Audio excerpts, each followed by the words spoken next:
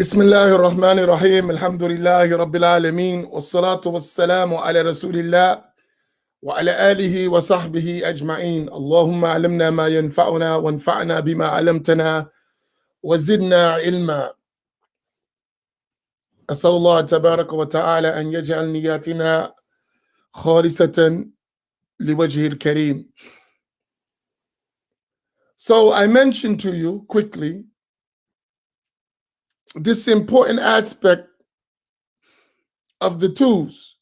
So you need the time, you need the teacher, you need the tools.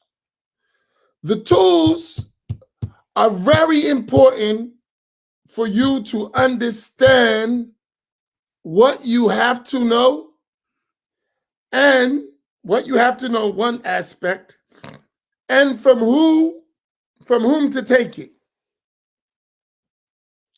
It's very important.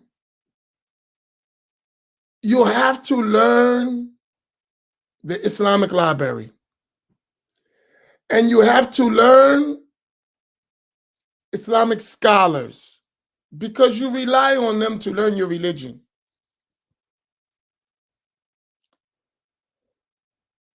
Without scholars, you're not going to know Islam. There's no way around it. I'm not saying you're not going to know anything. I'm not saying that. But you're not going to know Islam. You need scholars. And since that is the case, you have to find the best of the scholars, past and present. And past is more important than present. You have to know the scholars. And the scholars of the past are more important than the scholars of the present. Why do I say that? Because the scholars of the past will be a scale by which you weigh the scholars of the present. And the scholars of the past, their affair has become well known and a standard for everyone that would come after them. So if you have a scholar today and you want to know his value and his worth, you have a standard, a scale to weigh him by. And that's the scholars of the past. So knowing them and knowing their works and knowing their methodology and knowing what they did and what their contemporaries and those after them said about them will give you a scale to measure the scholars that are in front of you today, right? So for me, when I say that the whole Wahhabi, Selfie stuff doesn't even make sense, I'm not talking about from me. I'm talking about measuring them by the scholars of the past, right? And the books of the scholars. When I put them together, they don't add up. So mathematically, I know this is nothing but a claim. It's not reality. How do I know that? Because of the tools. Do you understand that point? Now, logically, you can follow that, right? When you are exposed to the tools, which they refuse to do to you, for you, because if you're exposed to the tools, then their gig is up.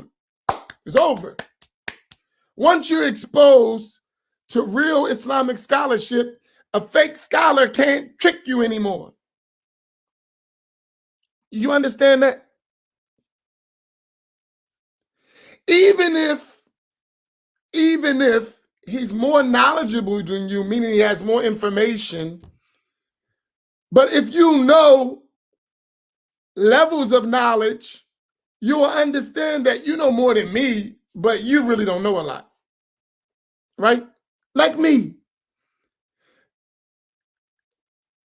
I don't make no claim. I know I don't know anything. I'm just helping you to get to my level. And then from my level, you can go past me. Right? I understand that. Y'all do realize that's my mission, right? To take you from where you at, help you get to where I'm at, and then show you how to go further. And then I'm going to follow you. Then you're going to become my teacher. That's the process. I'm going to help you get from where you're at, inshallah, with your assistance, to where I'm at in my understanding. And then, once you have my understanding, I'm going to push you to go past me. And then I'm going to follow you. That's my system. So everyone who learned with me, and they really learn, they're ahead of me now. That's the goal. The goal is not for me to, I need more teachers who are smarter than me, who have more time than me, and have access and tools, so you can help us, right? I have no desire to be the leader. I want leaders for the next 500 years if we live that long. I mean, our people, if the world is still here, we need to produce excellent teachers, because we need to just try to catch up with the people of the past, which has been wiped out.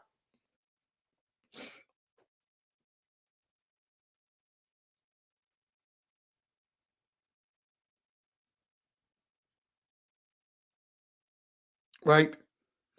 So that's a process.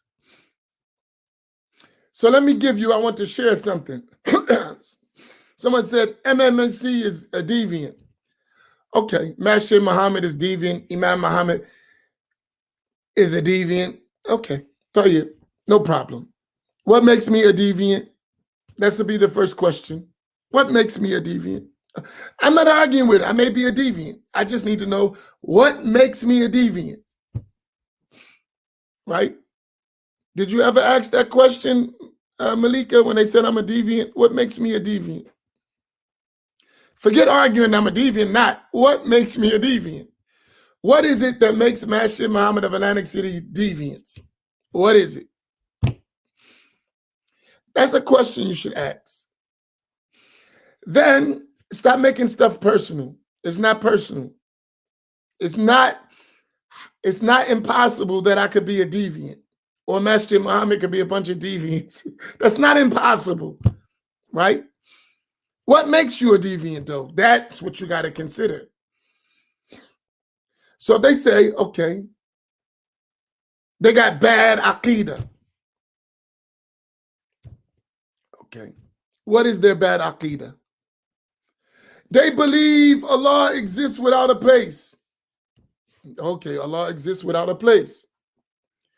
Who else among the great scholars of Islam believed that Allah exists without a place? That's a question. Imam al-Qurtubi, Imam al-Nawawi, Al-Hafiz ibn Hajar al-Asqalani, Imam al-Subki, and on and on and on and on. So if they're deviants, because of that, Masjid Muhammad and Imam Amin is a deviant, then so is Imam al-Nawawi, so is Al-Hafiz ibn Hajar al-Asqalani, so is Ibn Kathir, so is Al-Bayhaqi, so all of these scholars are deviant.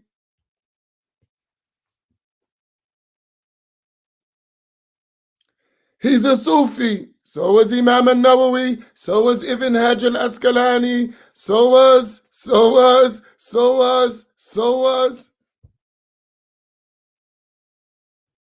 You see when I end up with all of everyone you say, whatever you accuse me of, all of the greatest scholars of Islam who you read their books, all of them were deviants according to you.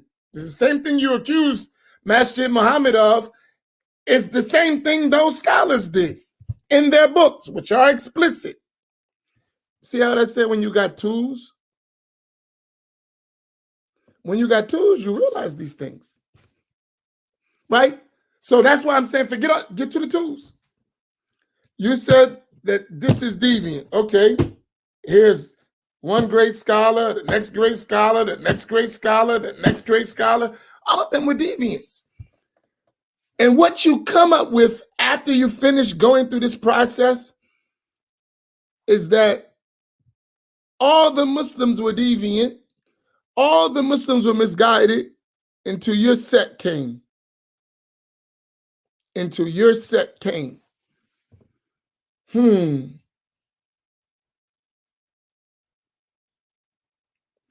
your sect came. That doesn't weigh out, right? Because all the Muslims did the same thing you accuse me of.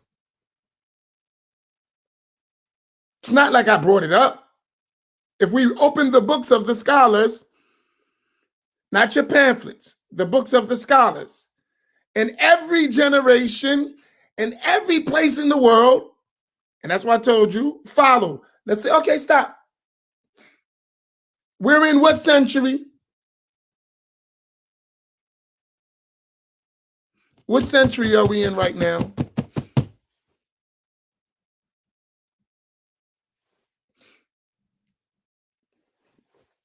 This has got to be a little back and forth. I'm trying to help us. We're in, no, not 21st, Islamic century, 15th Islamic century. So if we say we're in the 15th century, I want us to go along. We're in the 15th century. I want us to have a reader. Can I take us on a journey real quick? Would you mind? Alhamdulillah. Okay, I don't want to waste your time. So I need your approval. You can say no, you know. That don't mean everyone's gonna be mad at you if you say that. No, right? Y'all ready? We're in the 15th century. So that's the 1400s, right? I want us to name three, just three, of the top Sunni scholars in our century that were not Salafi or Wahhabi. Right? Three, go for it. I just want to see what you come up with. Name three. Three scholars that are world-renowned scholars that the majority of the Muslims recognize as world-renowned scholars. Name three in this century.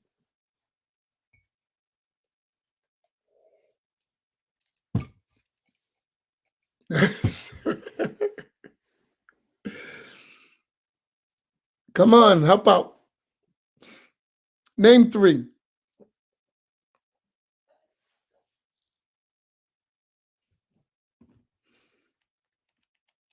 I'm going to help you with something.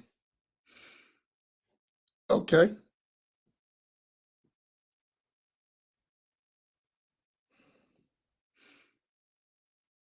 So you got Habib Omar, Sheikh Samir Anas, Mufti Taqi Uthmani.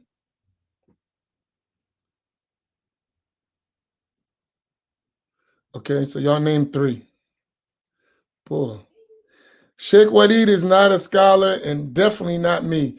And Isa, well, yeah, maybe Isa is a scholar, no doubt. Okay. I see someone's a Shami lover.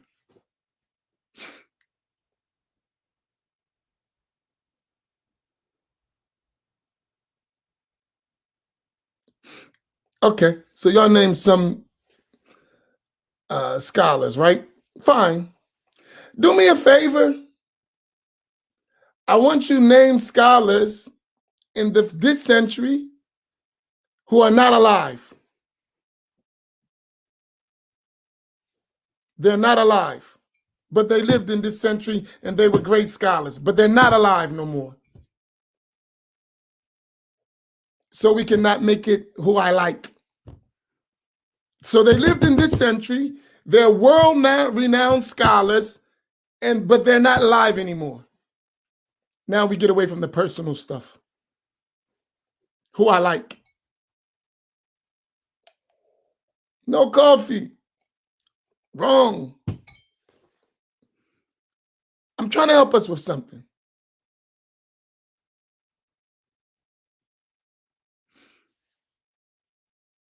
They're not alive. World-renowned scholars. They're from this century. Give me Al-Albani's he's not Ahl Sunnah.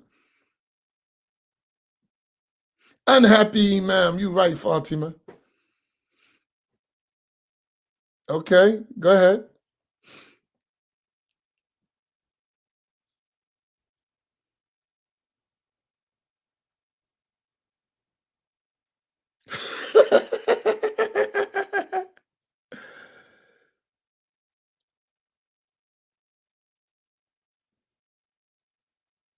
Okay, Tayyip. So we struggling with three. Tayyip, name three scholars from the 14th century. World-renowned scholars from the 14th century. So we're in the 15th. Now we got to go 100 years ago to the 14th century.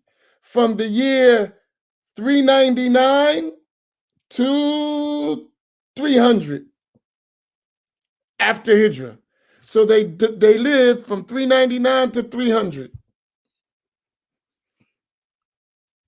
Name three. I'm helping us with something. Follow me.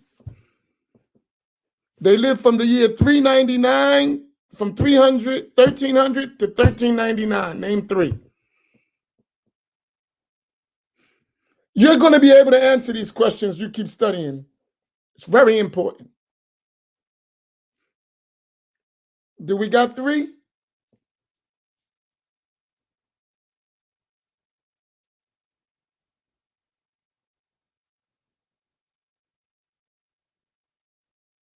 A Dhahabi. Okay. Danae, definitely not a Dhahabi. Oh my God, it's really getting bad. La hawla wa la quwwata illa billah. Oh, really, really, really getting bad. Oh man, it's a mess. Woo! Okay, 12th century. I guess I better stop, right? I think y'all got my point. Man, y'all all over the place.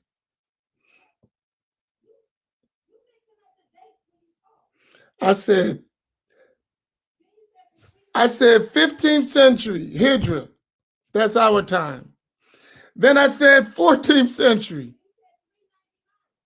I said 13.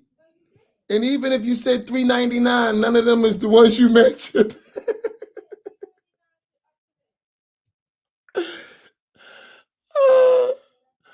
Oh my goodness. No, it's not to show you don't know. That's not the point. You know the point is? That's why we're tricked. Because we have nothing to compare. Right? It's not to show you don't know. It's to show you how easily we're tricked because we don't have all our tools. Now y'all see why we need tools? So we need tools for every century.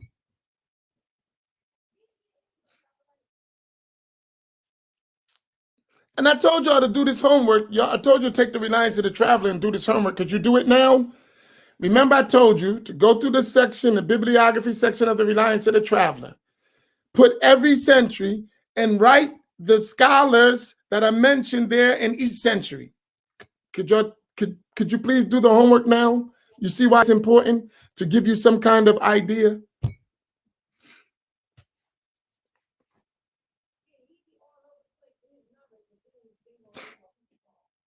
Y'all with me? Did y'all follow the project?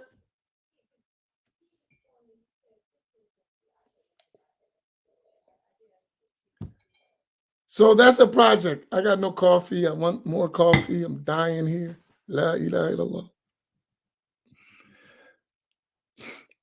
So I'm going to help you with this because we're making a point. Take the Reliance of the Traveler. Do I have Reliance of the Traveler here? Mine's is not here. What is the it's section X, right, reader? In the Reliance of the Traveler? For the biography section? Yes. 1 second. It's book X, biographical notes. Book X and the biographical notes in the Reliance of the Traveler. Let me put it up. And it's available at Masjid Muhammad. We have some left. You can order it. Everyone should have this book. I told you this. Go to book X. There's like 360 something entries. How many? 1 second. 391. So there's 391 entries. Let me put the link for you. We'll help you.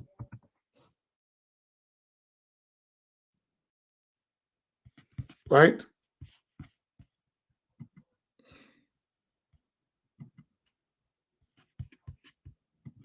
I'll help you with this.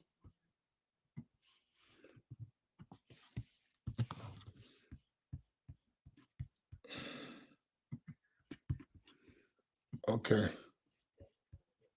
Here's the link.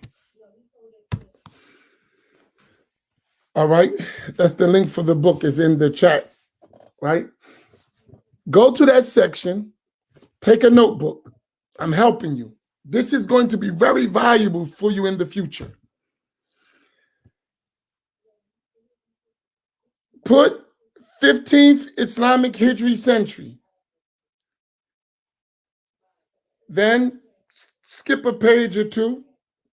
Put 14th Islamic Hijri century. 13th, 12th, 11th, 10th, 9th, 8th, all the way down to the time of the Prophet ﷺ. And then go through the book, read it, go over, and put the scholars in each time in that section, in the time they died. Go by the death time, right? And put the scholars in there.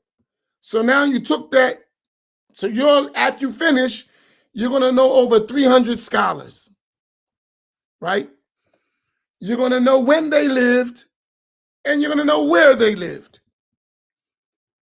That is one step to you expanding your understanding of what is Islam. You follow? Right? That way, you're going to have a concept of what Islam always looked like by way of the notable scholars of the religion. The next step you're going to learn from that, you're going to learn about books of scholars, because those scholars, they wrote. So when you learn about books, you're going to learn what were the references that scholars used in the different Islamic sciences and who were experts in different fields. You're going to develop a scale to weigh things. Do you follow my point?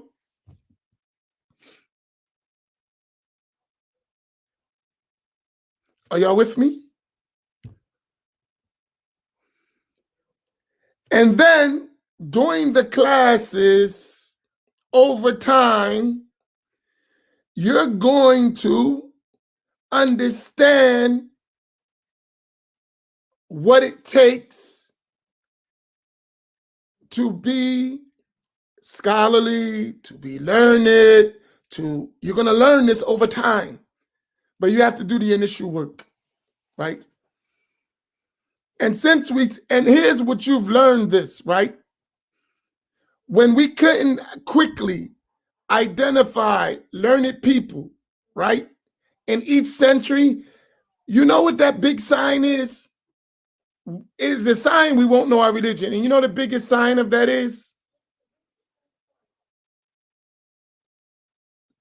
you're cut off. You don't have a connection. You're cut off. You're like an orphan in the religion. You don't have no one to care for you. You've lost your lineage, right? Your lineage to the Prophet, sallallahu alaihi wasallam, is generations of scholar to scholar to scholar to scholar to scholar back to the Prophet, sallallahu alaihi wasallam. If you cut that, then you're open for anything. You have no one to care for you. That's a very important part of your religion, how you received it. But if you don't know how you received it, then you're stuck.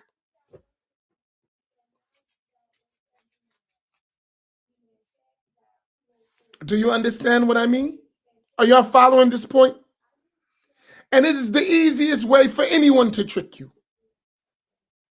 because you have nothing to weigh them.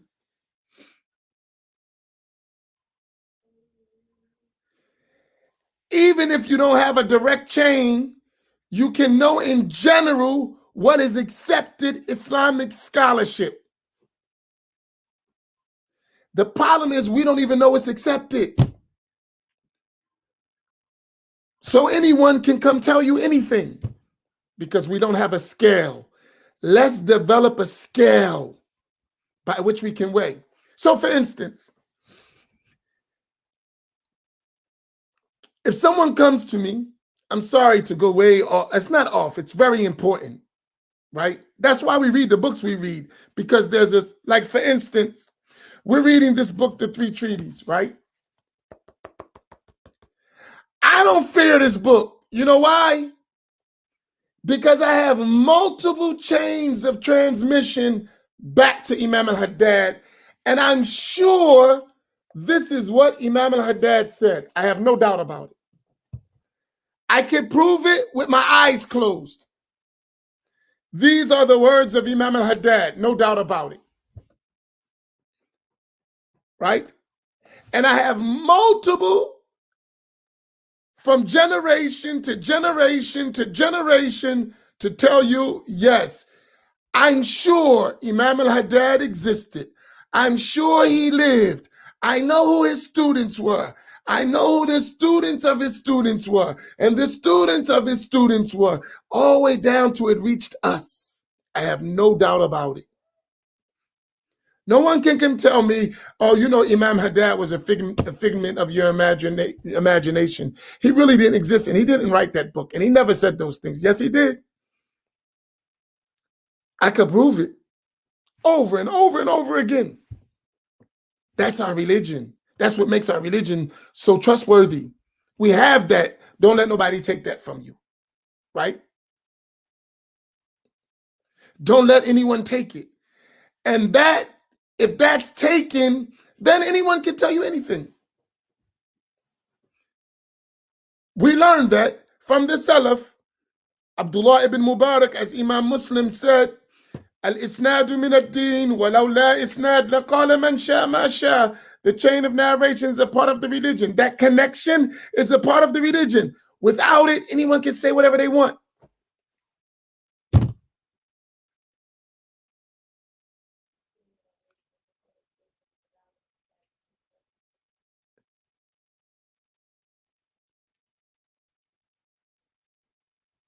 I'll give you an example.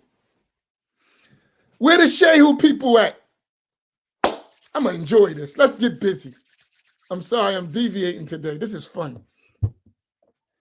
Where the Shehu people? All you Shehu people, raise your hands. Come on, say me. That's a big movement among us. I follow the Shehu, Uthman Dan Fodio. Please, come on, where you at? Don't hide now. Come out. Come out, come out, come out, wherever you are. Right? Come on. Right here, Isa, you follow the Shehu. Tayyib. I want to show you something. You ready? Abu Muhammad, Shehu. We got Isa and Abu Muhammad. We're going to put y'all on the front stage. Y'all ready?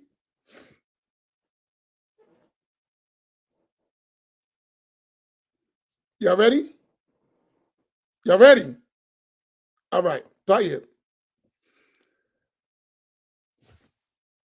The Shaykh, rahimahullah ta'ala, Sheikh Uthman Dan Fudio, was a great scholar.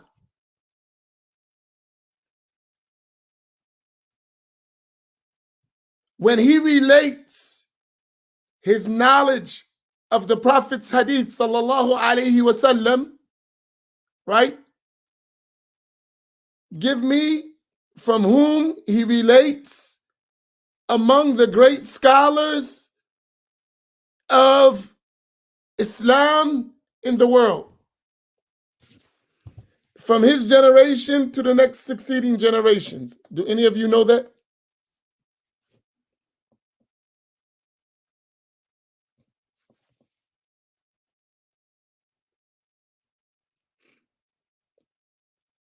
Do you know when he died? What year did he die? And this is very important. And this is something, a boast for you when you learn it.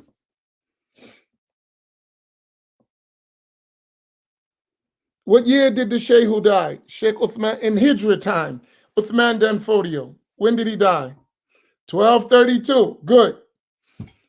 So his narrations of hadith, and when he relates his chains,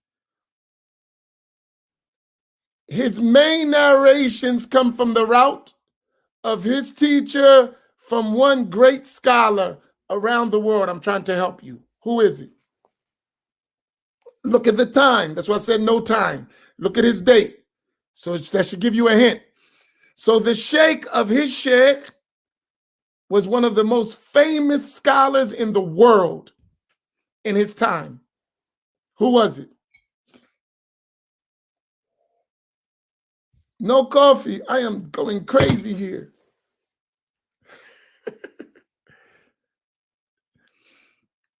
Come on.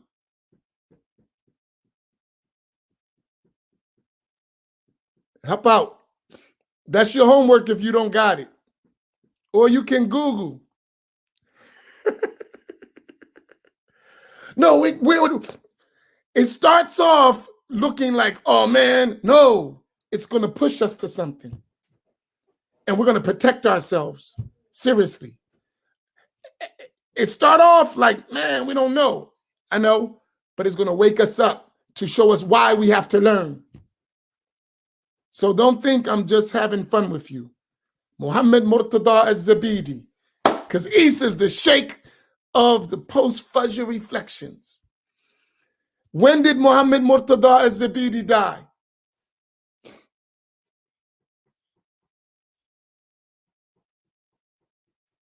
Come on, Sheikh Isa. I'm ready to kiss your hand, ya Habibi. 1205. Who was Muhammad Murtada Az-Zabidi? What is he famous for? I'm showing you something.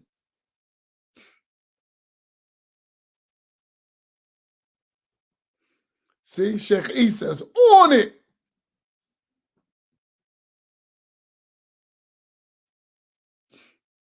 Yes, yes, relevant. Good. Who was Muhammad Murtada Az-Zabidi? Isa.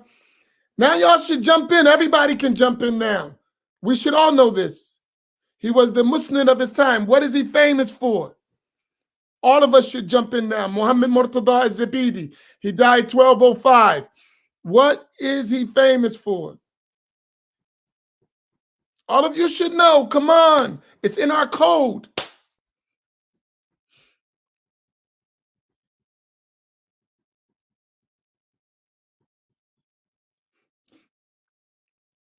The commentary on Ihya Ulumuddin. Exactly. Sheikh Muhammad Murtada Az-Zabidi, he was the Musnad of his time, the scholar of Hadith of his time, and he wrote the commentary on Ihya. What did he say about Ahl Sunnati wal Jama'ah? I told y'all that last night. What did he say? Whenever you say Ahl Sunnah wal Jama'ah, what did he say?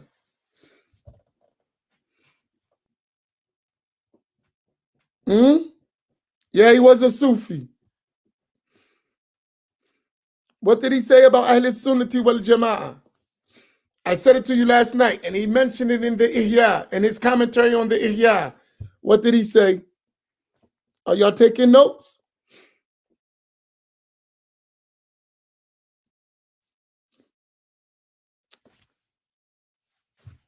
He said, whenever you say Ahl Sunnah wal Jama'ah, right?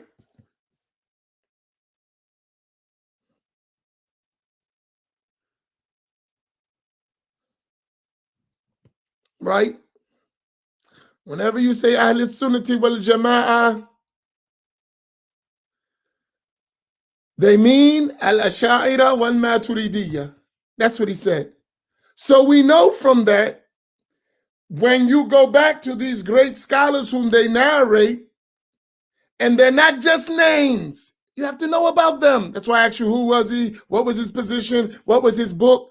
We start learning about them. And this is a way that we say, wait a minute. The Sheikh of his Sheikh was Sufis, Asharis, Maturidis, Malikis, Shafis, Hanafis.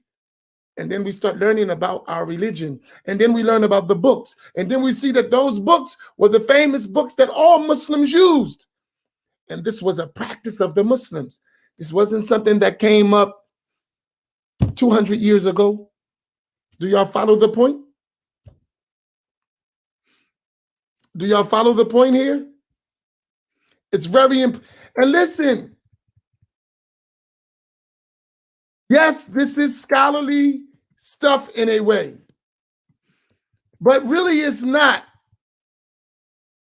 It's necessary in our time so people don't deviate us. Because we live in a time of false claimants, too many. So we have to have some kind of scale to weigh all this stuff that's coming at us, right? We have to have a scale to weigh it because we're being bombarded. What's that, bombarded? Bombarded with all these ideas.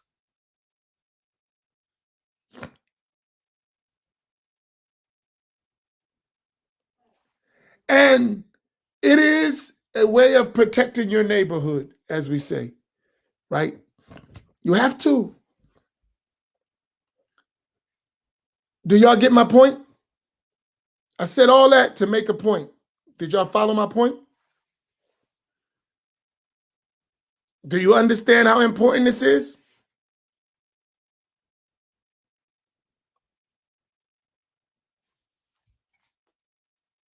No coffee.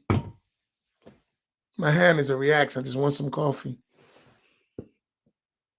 But I'm not allowed to have any more.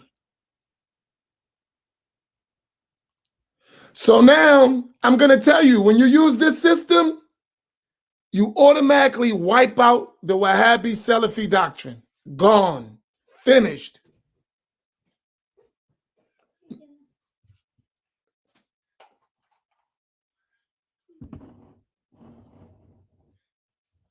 Does this look like coffee to you? This is not coffee.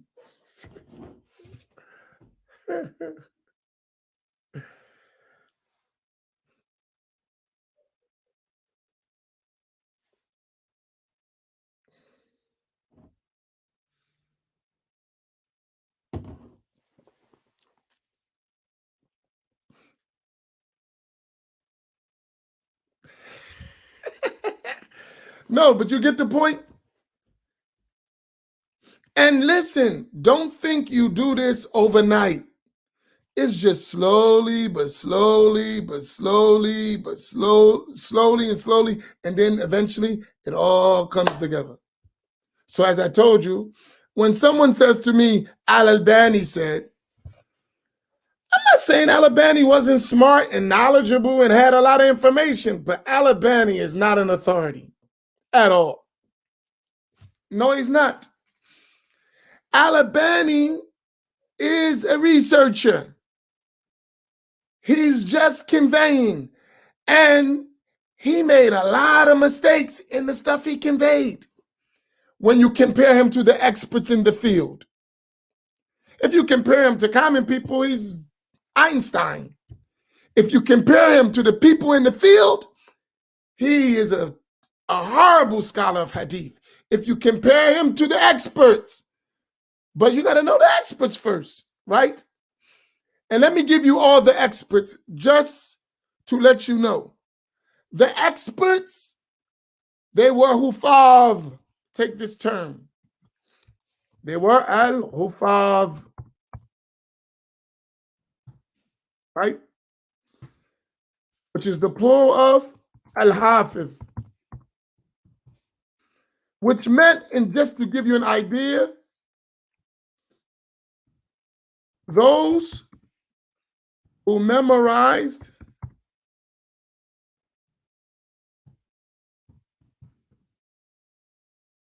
at least minimum 100,000 hadith with their chains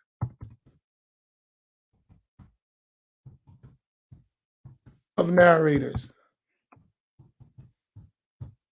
Follow that? All of those experts in the field of al-hadith were hufav. Al-Albani was not a hafiz at all, not even close. Not even a tenth of a hafiz. So by that scale, how are we going to weigh him? You don't measure him against me or against the people of his time. You measure him against men like Muhammad Murtada az-Zabidi, like as-Suyuti, like great scholars in the field, like al-Nawawi, like al-Iraqi, like Ibn Hajar al-Asqalani. These are, you're going to weigh him, you weigh him against the people of the field.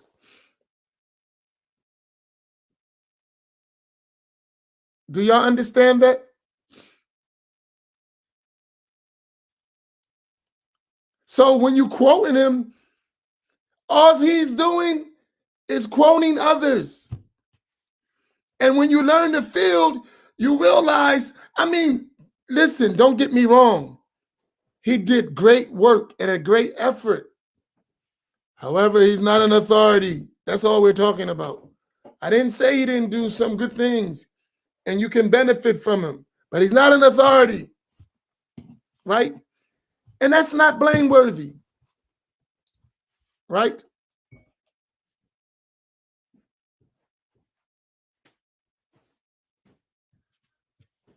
I'll give you an example. All right, in case you didn't know, I'm not a sheikh, right? What we think when we say sheikh, I'm not that at all. That doesn't mean you cannot benefit from me. That doesn't mean you can't benefit. But to make a claim is another story. Why do I say I'm not a sheikh? Because I know what a sheikh is. I know what qualifies someone to be a sheikh, and I'm not it, right? And most of the people who say they're a sheikh, they ain't it either, right? But nonetheless, that doesn't mean you can't benefit from them. But I'm just not going to put you above your rank. That doesn't mean you don't have any benefit. That doesn't mean you don't know anything. That just means you're not what you claim. You follow what I mean? We don't accept that. You're not going to go to a doctor who's not a real doctor, right? That doesn't mean he can't give you some good tips. But if he says, I give you good tips, that's one thing. I'm a doctor, that's another thing, right? You're not a doctor. And when you're giving me good tips, because you're not a doctor, I realize that you're missing some things and you may make some mistakes. And I better go to a real doctor to check what you're talking about. Maybe you may be right, maybe you may be wrong.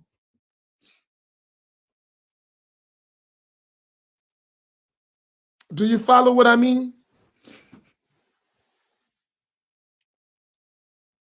Is this clear to everyone? And I'll pause here, I'll stop. Thank you for engaging me. But because once you get these points, because that's the stuff running around in our minds. Once we clear all that stuff, we can actually learn. And then we can go step by step by step. But when we got all that stuff going, because we don't come to class with empty cups. Some of our cups runneth over. Some of them are 3/4 filled, some half filled, some got a quarter cup. Our cups got some stuff in it. So depending what's in our cup, that's going to determine how much we understand and take and memorize. Because some of us don't memorize already because we think we know. So I don't need to memorize. Yes, you do.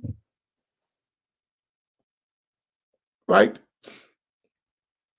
But if I can expose you to stuff, to matters, and connect them so you see how important they are, that will help us go back to the basics and move forward with a vision of what we need.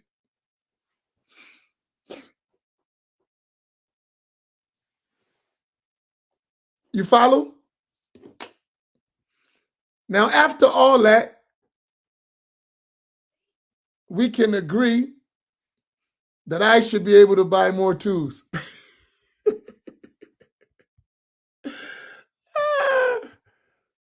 No. I'll stop there. It was Sunday. Rita, do you have to go on Sunday or no? I have more minutes if you need something else to do. We're not going to read. I just, I want to make sure if I have any questions. Does any questions about what I mentioned, or is this matter totally clear to everyone? Feel free to ask whatever you need about what we're talking about. Because I want to settle this, and then once it's gone, we can move on. Please don't forget the homework, the project. What's the homework in the project?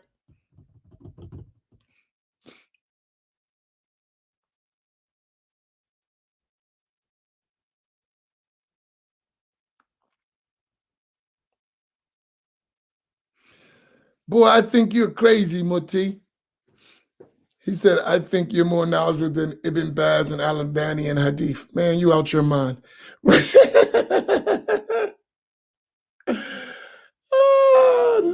ilaha illallah. See, that's what I talk about, making claims. See? Now, if I was a foolish guy, I would let Muti really believe that. Yeah, Imam Amin is more knowledgeable in Hadith than Ibn Baz and Al-Albani put together. Habibi, that's delusion. I'm not a tenth of Al-Albani. That don't make Al-Albani right, but you comparing him to me, I ain't nobody. But I will not let you sound crazy. I couldn't tie Al-Albani's shoes. I couldn't. But you're not comparing me to Al-Albani. I hope you're not. Me fighting Al-Albani is like me debating Al-Albani and talking about knowledge, right? It's like me getting in the ring with Mike Tyson in his prime. What you think gonna happen? In his prime. How long you think that fight gonna last?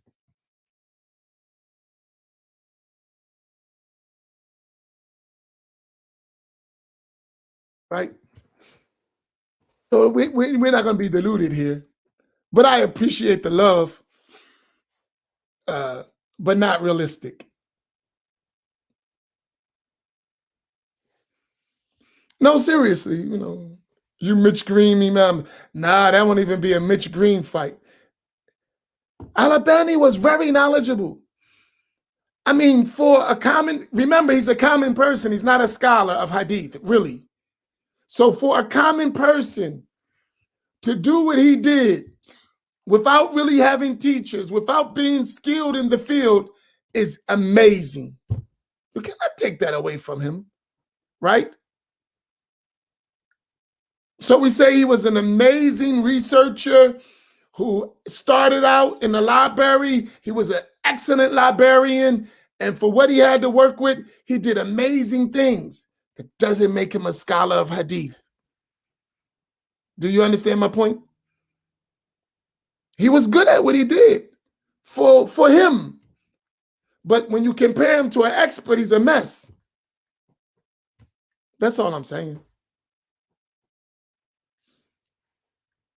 And you need to distinguish between the two, right? That's it. But we are fanatical like that, right? We like somebody and we give them stuff they don't deserve, right? And we can't afford to do that in reality when we talk about generational Islam, because we're going to make people confused, right? We can't have default scholarship. No, either you a scholar or you not.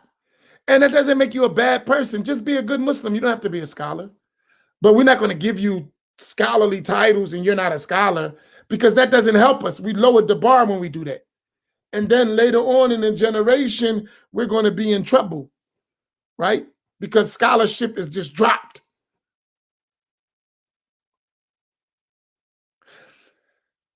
I can read you what Tajuddin As-Subki said.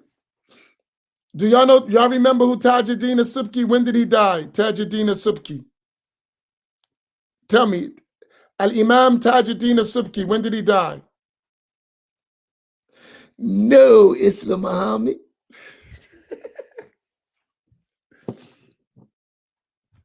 And don't start hollering. No, Isa Abdul Zahir.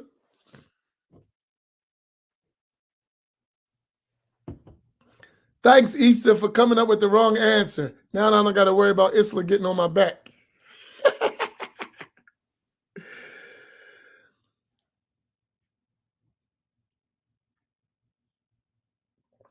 Isa, 7071. Tajuddin As-Subki died 771. Mary Booker, that's right. The new shaker in the house, right? That was just last night. Come on, y'all. Get this. Who died 756? And he's a Subki.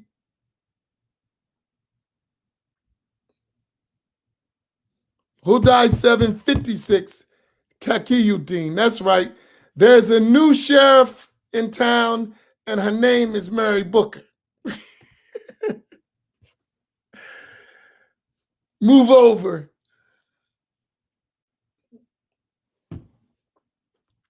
Tell you, I'm going to find Tajuddin As-Subki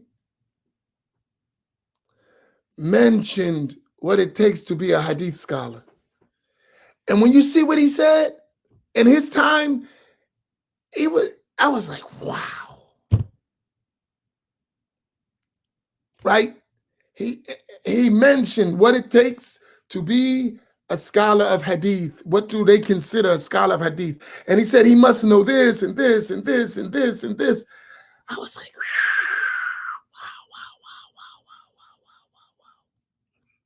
These people were incredible. Right? And that was a scale. He said, we don't even consider no one who doesn't have these things. We don't even consider them, period, at all. We went from that to looking at what we look at and say, these are scholars.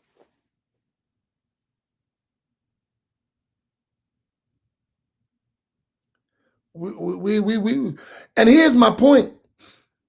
We're thinking about tomorrow. That's all we're talking about, right? And if you want to look at it practical, not understanding scholarship, right, has led in our community for misunderstanding for the next 100 years. Let's take the Selfie movement in America, the Wahhabi so-called Selfie movement. In our communities, it's been here roughly since the early 80s. I know that because I know the people who started this stuff. And they were early, and some of them are my teachers. They just hidden now. And they're like, I didn't have no, you had everything to do with it. Don't say you had nothing to do with it.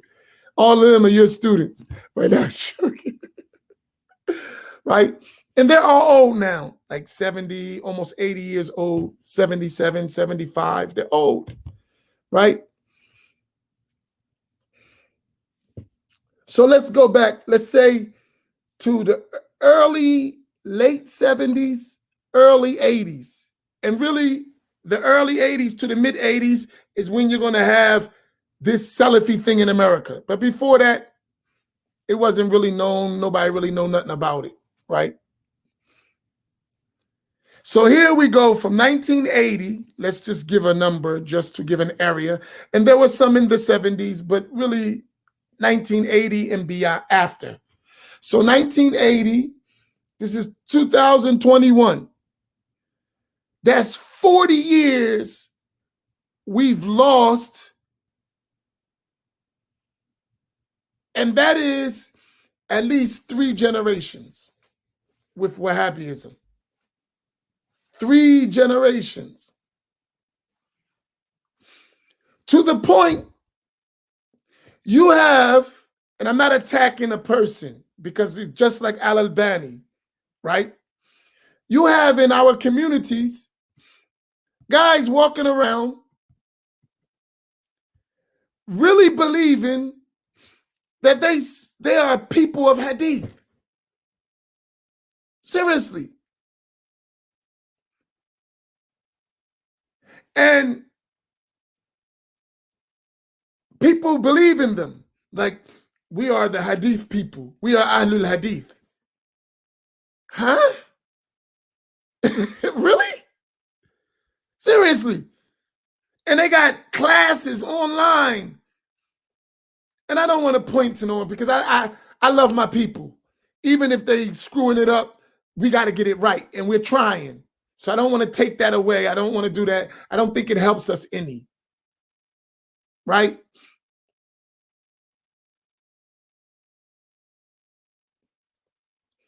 But you got people talking about we're the Hadith, blah, blah, blah.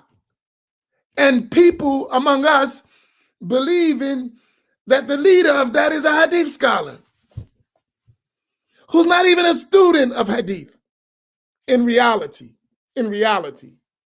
So the scale come way down, right? And that doesn't help us. So now you're going to be talking about 40, the next 20 years, if we work hard to begin to put a dent in this stuff, then we lost 60 years of Islamic practice and studies in confusion. I'm telling you, in another 50 years, if we work hard, we're going to look at the Selfie movement, that Wahhabi movement, just like we look at the Nation of Islam. Mark my words. You heard what I just said? In another 50 years, excuse me 1 second.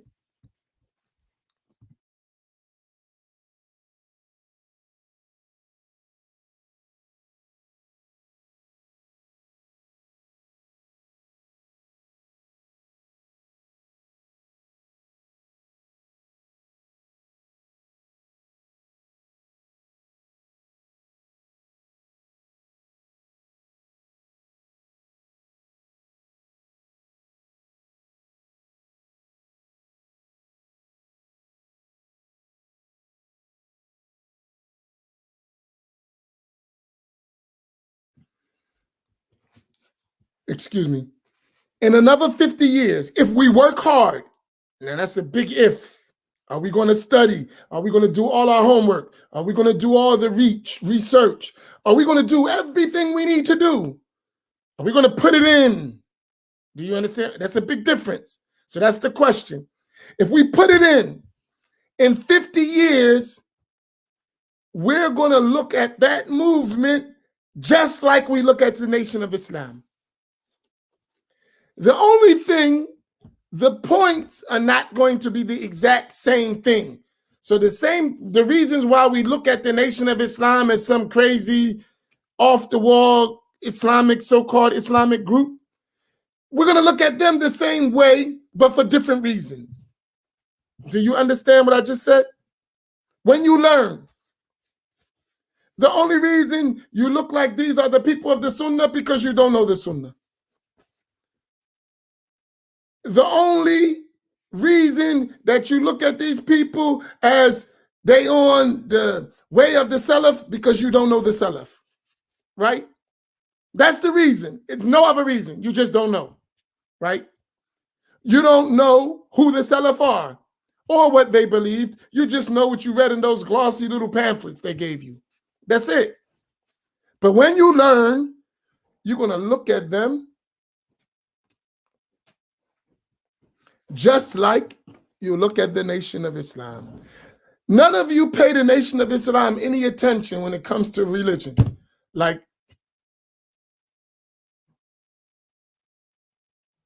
you don't. You might love their policies, some things they do. You know, you may love all that, but you don't really consider that like authentic Islam. I hope no one is still there, right? And you're going to be the same way with that Salafi movement when you learn. But until you learn, just like it was a time before we learned, some people were walking around believing that was the nation was real Islam and the way of Sayyidina Muhammad sallallahu alaihi wasallam. We didn't know. And that could be the same thing with Ansars, with all these groups that we came across. We didn't know. But when we learn, and that is our only thing, not to call to ourselves to get you to learn. That's it. Right?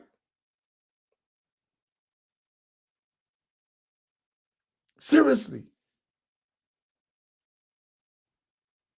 There's going to come a time where no one's going to be walking around, if we do our job, thinking Allah is in heaven above his throne and thinking that's Islamic belief, or that Allah moves and got hands and feet and eyes and la hawla wa la quwwata illa billah.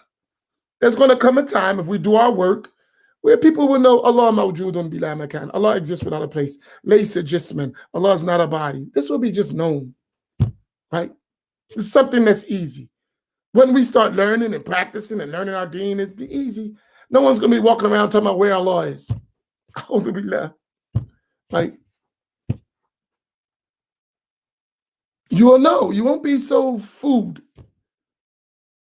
There's going to come a time when in our communities, the classical Islamic scholarship is going to be commonplace.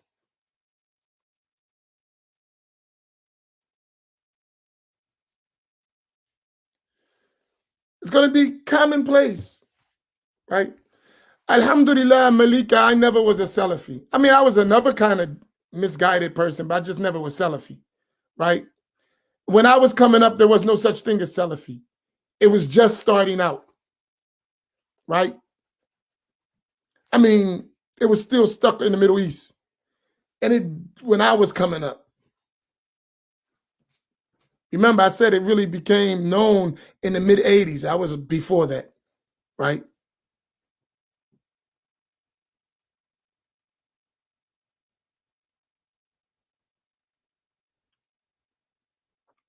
Tayyip, he said Levon had a question. I didn't see it. All right. Do y'all got my point?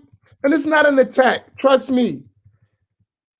I'm not attacking. I'm just clarifying things for you that we need to understand, because there's a purpose of what we're doing. It's not to attack. And that's the biggest thing confronting us right now. If it was something else, we would talk about something else. We talk about Al-Mu'tazila. There's no Mu'tazila in our midst, right? There's no Khawarij. Well, if you consider the Wahhabis as Khawarij, but they don't do Khawarij stuff around us. So we're not dealing with that.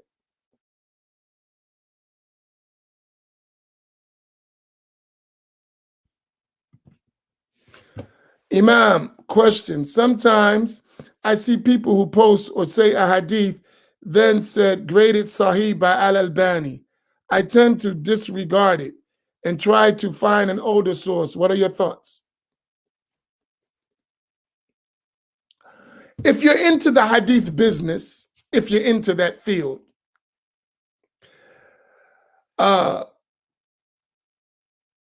Whenever Al-Albani says something is sahih,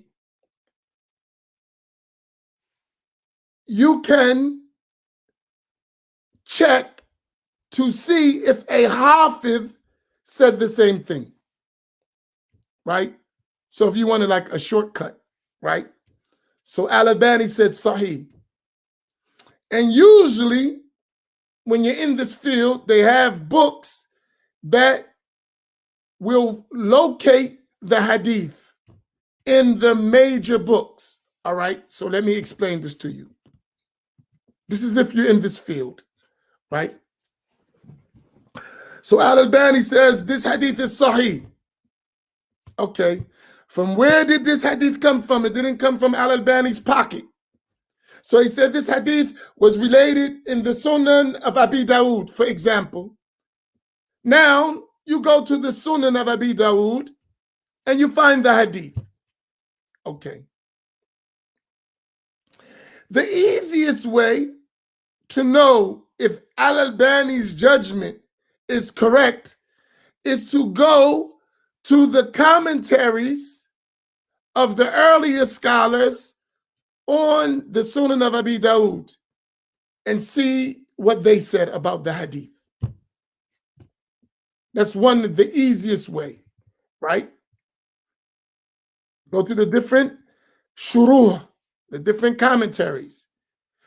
Without Arabic, you can't do this. So I'm not talking to someone who doesn't know Arabic. If you don't know Arabic, it's impossible for you to do this. You have to know Arabic language, right? So therefore, now you're going to go to those books.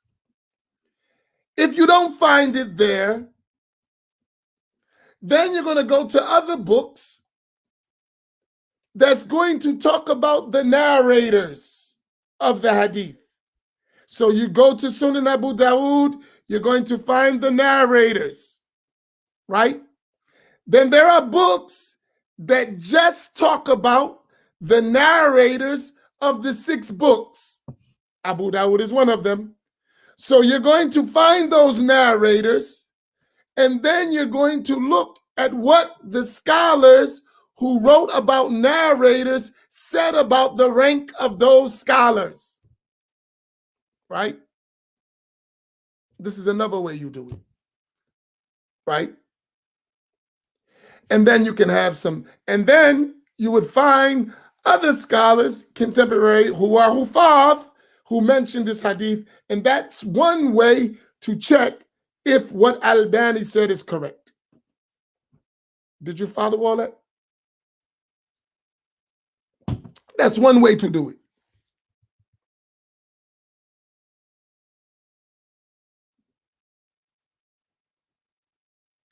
You with me? Did you follow that? Did everyone follow that? This, now you're getting to see why we need more tools. You see what's involved with this stuff? It's a lot. It's a lot involved. And when you do that, you're going to find that Al-Albani, because he wasn't a hafiz, he made a lot of mistakes in his grading of hadith. Because he didn't have all this stuff in his mind. He was just a researcher. So he sometimes forget. He's a human being. He would make a judgment on a hadith in this book, and then later on, years later, he would make a different judgment on the same exact hadith because he forgot. He forgot. He's a human, he forgets. But that's why you need to be a hafiz to do that. As Suyuti, who was a hafiz, he said that when you want a hadith, you want to know his hadith, you take it from 2 ways. You either take it from a hafiz himself, who said it was sahih, or you take it from a book that a hafiz stipulated that he's only going to relate sahih hadith. That's how you know if a hadith is sahih, from the terms of, without going into the all detailed research. Either you take it from a hafiz, which Al-Albani is not one, or you take it from a book of a hafiz in which he stipulated that the hadith in this book are sahih.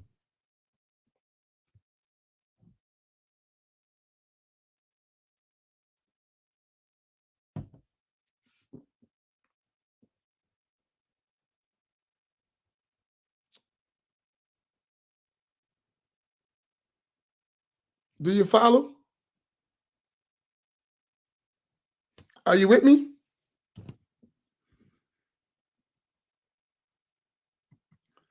This ain't a hadith class. I'm just giving you an example, right? And unfortunately, in English, we have no access to this stuff, right? So if you don't know Arabic, you can't even get in this. You can follow someone who knows Arabic and get an idea, but if you don't know Arabic, you can't even do the research because none of this stuff is in English. So you have to know, you have to be able to follow in Arabic. You don't have to be an Arabic scholar, but you just need to be able to follow Arabic language, right? Because if you can't, you're not going to be able to follow the subject matter. You got to have the books. You got to have tools. You got to know how to research. You got to know how to navigate through the books. And these books are volumes, not one volume. Sometimes they're 10 volumes, 11 volumes.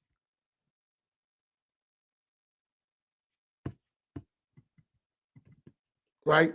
It's work involved. It's work. Our religion is very detailed. But I'm saying all of this to show us what we need to know so we can go back and start to learn what we need to know and then build to these levels. I told Sheikh Samir one time about this. I said to him, listen, Sheikh, he asked me why I'm talking about these detailed matters. I said, because everybody here think they're scholars. And the only way we can get them to be common people is to show them what it takes to be a scholar. Then they're going to throw in a towel and come back down to being common people. Then we can teach them. Is that right, though? And he was looking, he said, oh, I see what you're saying. There's no way that I'm going to get these people to sit down and learn a basic book of fiqh when the Wahhabis told them you're the muhaddith of our time. It's never going to happen. You got a guy who's sitting around talking about show me your dalil when he doesn't even know what a dalil is. And he's not going to listen to you because he's told, give me dalil. He doesn't know what a dalil is. He doesn't even understand what is involved with a dalil. But he's been told to parrot that phrase. Where's your proof? Call Allah, call Rasulullah sallallahu alaihi wasallam. That's what he was told. And he bought it hook, line, and sink. So he's not going to listen to you. I know he doesn't know hadith. I know that. But that he don't believe that. I know he doesn't know nothing about ilm al-rijal and jarh wa ta'dil and all of that. I know he don't know nothing about that stuff. Probably don't even know the words. But in his mind, he doesn't realize when he says, is the hadith sahih or da'if, what goes into that? He has no idea. They didn't tell him that part. They just told him the punchline. He just has the batteries in his back and he's the Energizer bunny. Go for it. They didn't teach him anything. He doesn't know. So until you show him that he's not a hadith scholar and he's not qualified and he doesn't even understand what he's talking about, he's never going to listen. First, you got to show him you're not a scholar. He's going to quit when you take him through scholarly work. He's going to quit. Trust me. We say, okay, you want to go to the proof? Let's go to the proof. This is what we got to do to get to the proof. And when he got to do that work, he's going to realize immediately he's not qualified. He doesn't have the ability and he's going to quit. And then you can help him. I know, Sheikh, it's weird. This ain't Syria. This ain't Syria. It doesn't work that way. This is America. This is how it works.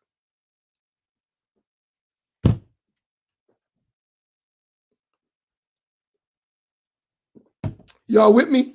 Y'all follow this long, drawn out point?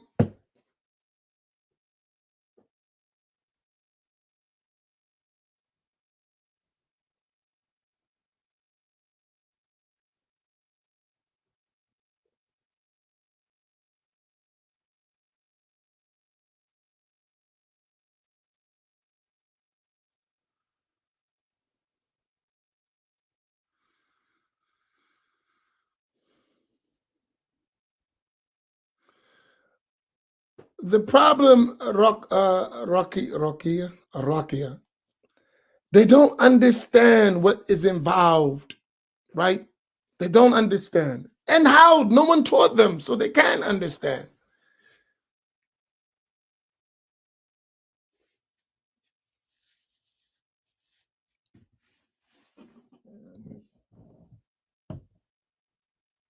It's like giving someone a gun and don't teach them gun safety. They're going to hurt something. They just know how to pull the trigger. They don't know how to aim. They don't know nothing about if you know what guns do, recoil. They don't know nothing about that. So they just shoot. Why do you think you get so many innocent people shot? They don't know what they're doing. They just know how to pull a trigger. That's the same thing. They don't know how to work a gun. They just know how to pull the trigger and flash it. I'm packing. And that's why they shoot other people. But someone who knows how to shoot is going to hit the target and that's it. Nothing else. But they're trained.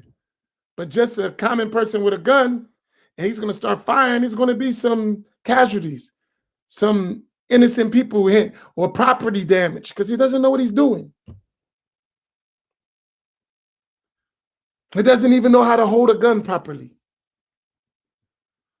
Doesn't even realize that the gun has sights for a reason. He doesn't use them. He just put his hand up and start shooting. He doesn't know how to aim. He doesn't know how to use the sights. He doesn't know how to hold he doesn't know any of that. Just go for it.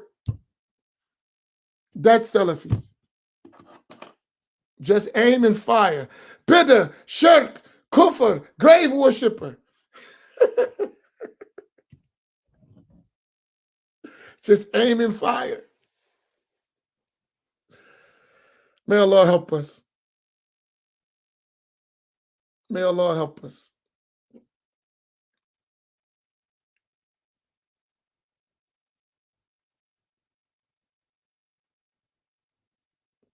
And this is all a summary, right? It's all a summary. That's it. But what I want from you is to start learning Islam in the traditional classical way. And let's make that the norm so eventually we do develop into real scholarship among our people.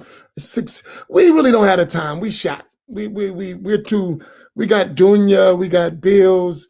We can just start the process.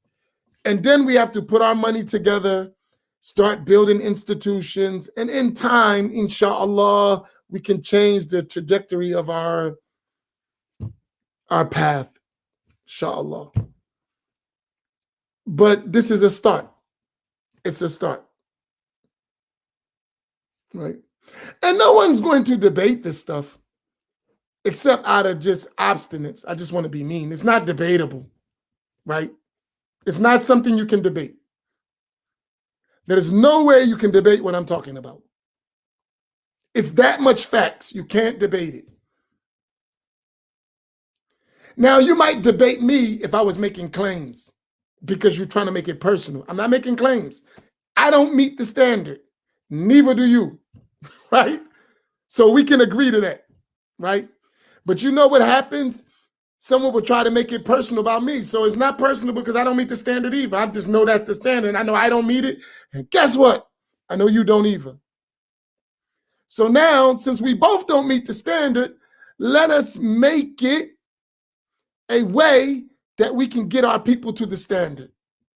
Now we can work together to do that. Right? So let's take away our pride. Let's move all out the way and let's work together to get them where they need to be. Even if we never see it. Right?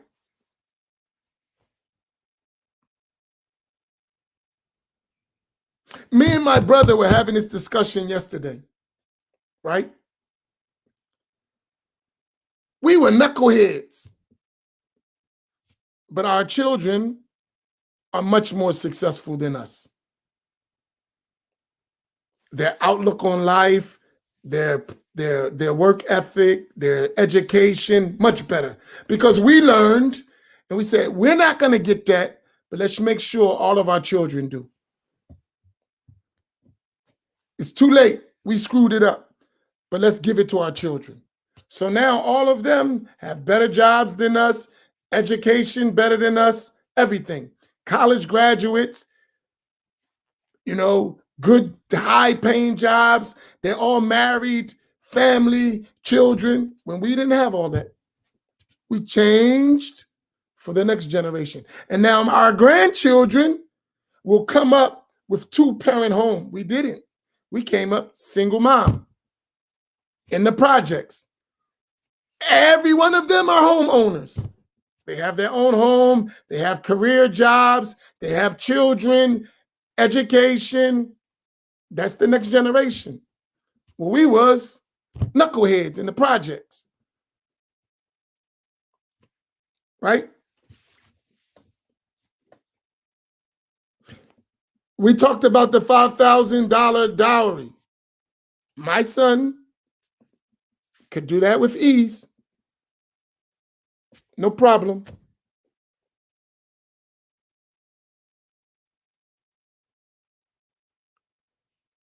My nieces and nephews, their families, they do that stuff with ease.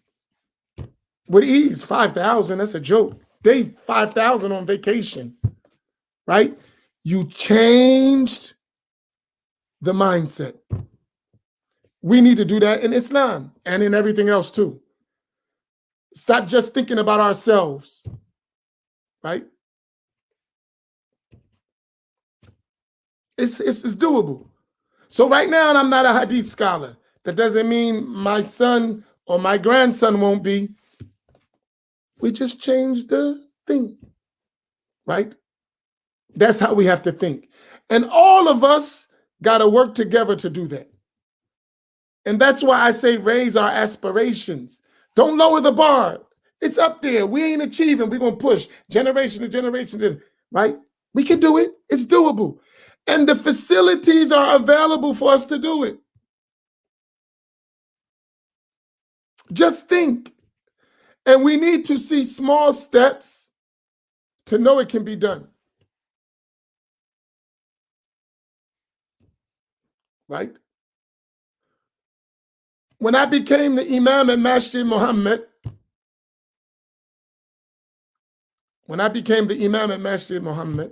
I remember this, seriously. You would come and there was no one to learn. Zero. None. No one attending a class. Zero. No books of fiqh being taught. No books of Aqidah being taught. No structured learning at all. Zero. Right? That was 14 years ago.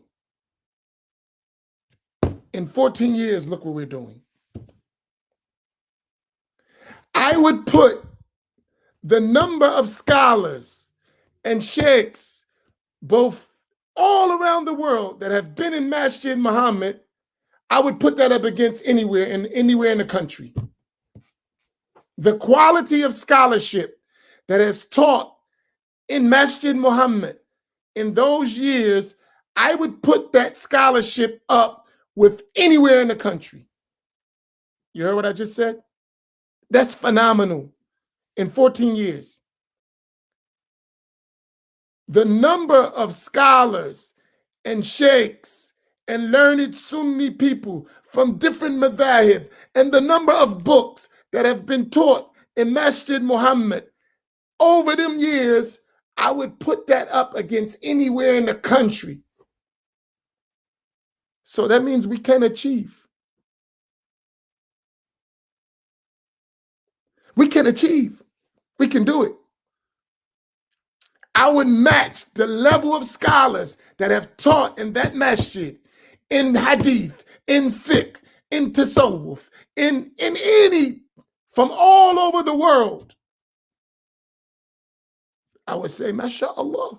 That means we could do it. And this is a predominantly community that was started as the Nation of Islam. Mosque Temple number 10. The 10th temple in the Nation of Islam was Masjid Muhammad. 1955.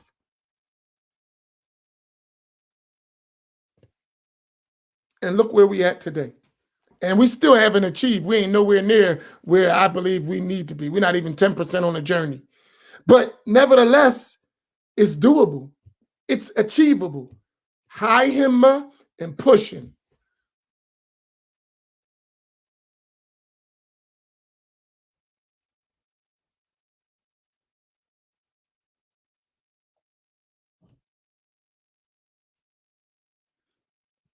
And believe me, I was opposed to do it. I remember having meetings and they told me, we don't need no scholars, we got you. And I laughed. For real, they said it to me. We don't need no scholars, we got you. And I understood from that mindset, but they won't say that now, right? In Atlantic City, do we have NOI? Very little. They exist, but of no influence whatsoever. Atlantic City has other groups, but they are silent. Ahl Sunnati wal Jama'ah is the voice of Atlantic City. There are Wahhabis and Selfies, but they're very quiet. Extremely quiet. They're in their own places and they stay there. If they come out public, the Knights of the Asharis are waiting for them. No, the voice of Islam in Atlantic City is Ahl Sunnah. So we don't have a Salafi problem. They exist, but they are very quiet because the Ashari Knights are all over the place.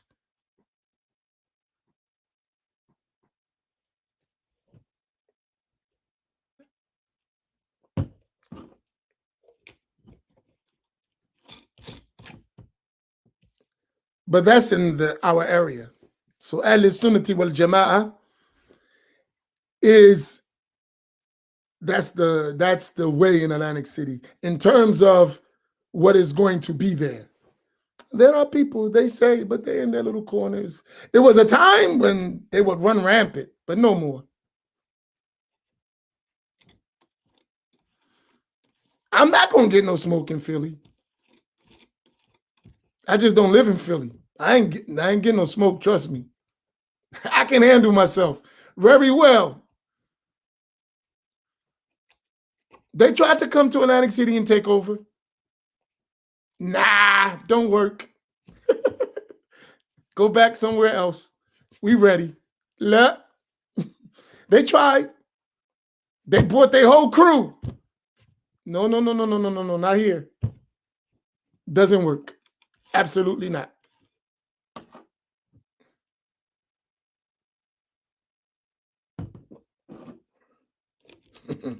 No, this is Ahl Sunnah land.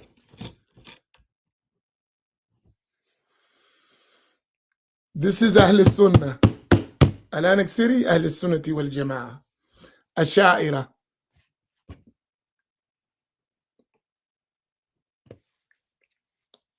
Alhamdulillah. At least we have. Now we just need to get around all over the cities and get people to move it.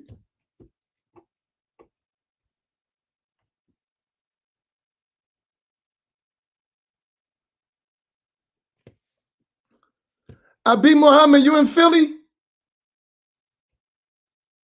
Y'all need to step y'all game up. Really. Y'all know how I feel about that. Y'all got work to do in Philly. Y'all got to step y'all game up. Seriously.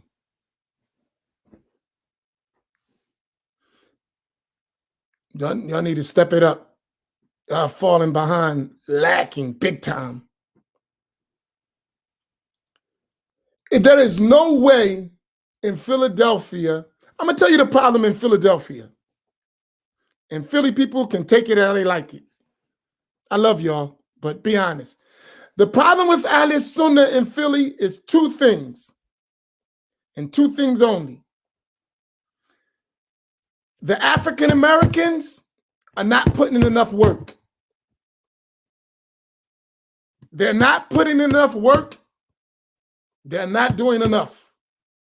the African Americans in Philadelphia, because you're the ones that's going to convey Ahl Sunnah.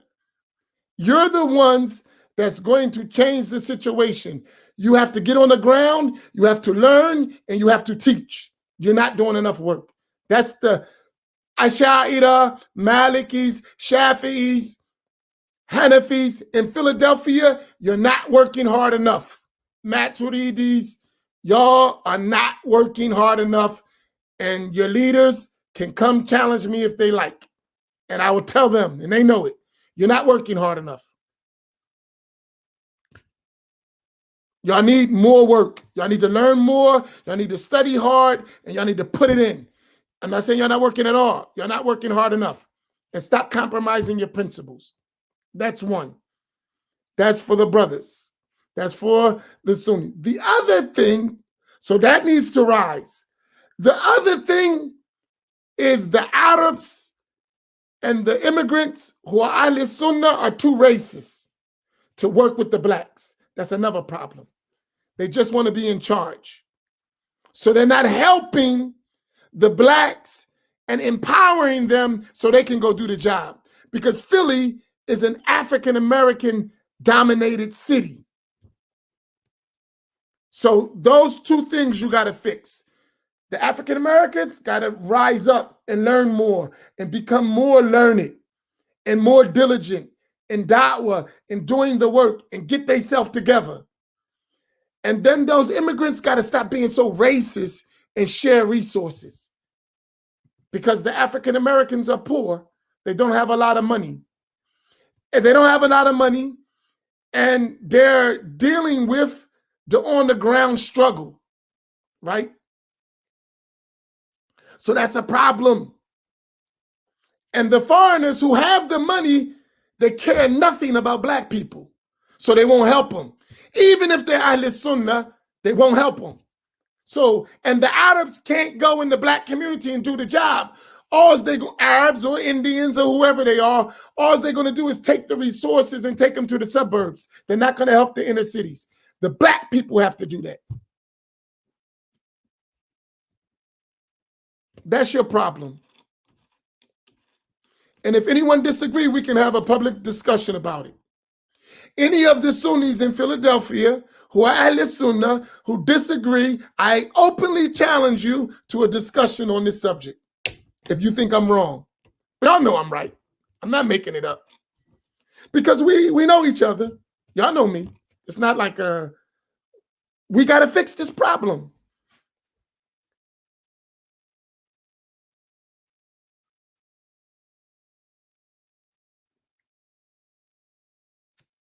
That's true. It's true. And that's just what we have to do. Right?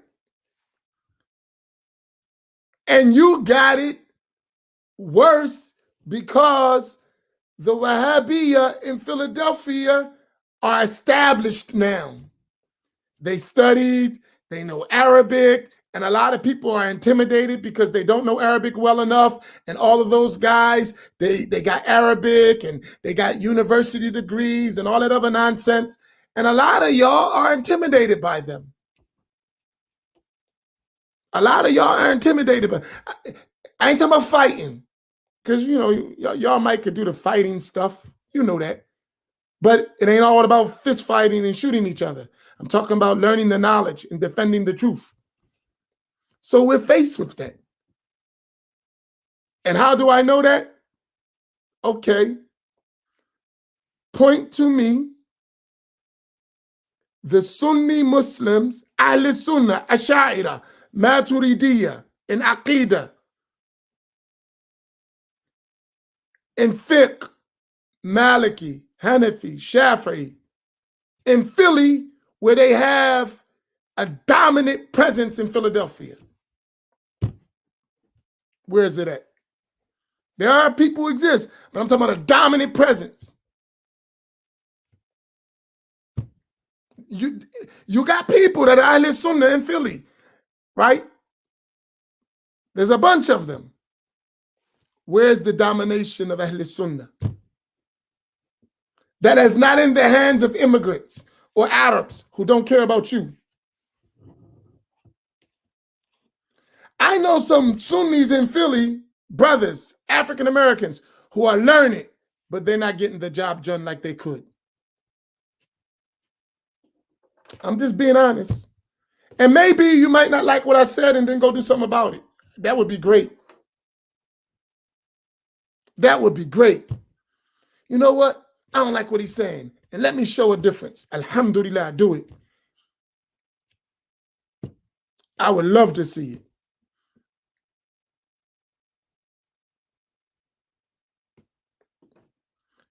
All right, Abu Muhammad, do you disagree with me?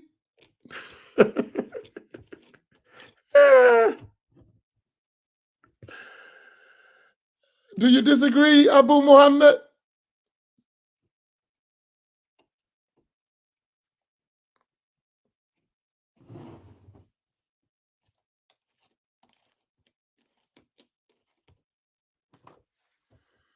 Bismillah.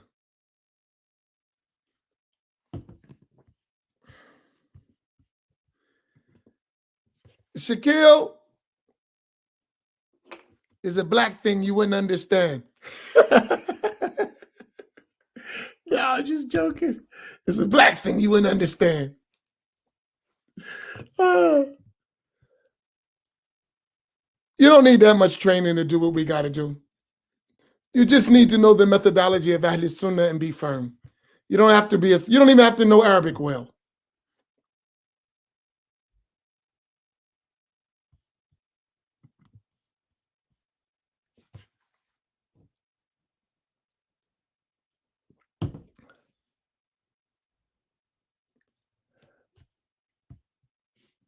And don't forget, Abu Muhammad, do you know I'm from Atlantic City? It's only an hour away from Philly. I used to teach in Philly all the time, right? I know Philly very well, like the back of my hand. So I'm aware of what Philly is like. But I think if Philly ever get it together, that's going to take Ahl Sunnah around the whole country further, especially in the black community. If the people of Philadelphia, the Sunnis of Philly, get it together, unify, work together, spread the doctrine, black African-American Sunnis, Asha'ira, Maturidi, that are free, not slaves, y'all can change the face of Ahl Sunnah in the country. Philadelphia.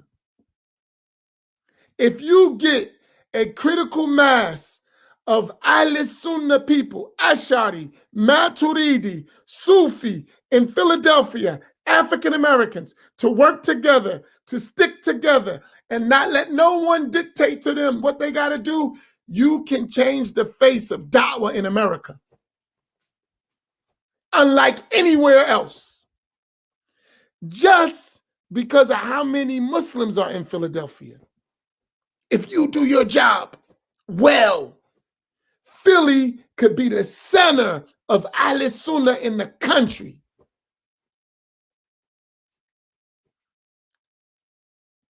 You could lead, but you got work to do. You have work to do. And the first thing is you got to go to some knowledgeable black Sunnis and tell them stop being slaves to immigrants and stand up. You have some knowledgeable African Americans that are Ahl Sunnah in Philadelphia, but they're slaves. And they can't do anything for your people because they're servants. So the first thing you should do is stop letting external forces dictate your internal politics. External forces dictate your internal politics. So stop letting others dictate how you deal with your brother who comes from the same circumstances as you, who's dealing with the same thing you're dealing with. Stop letting them do that. Y'all need to work together. Y'all need to figure it out.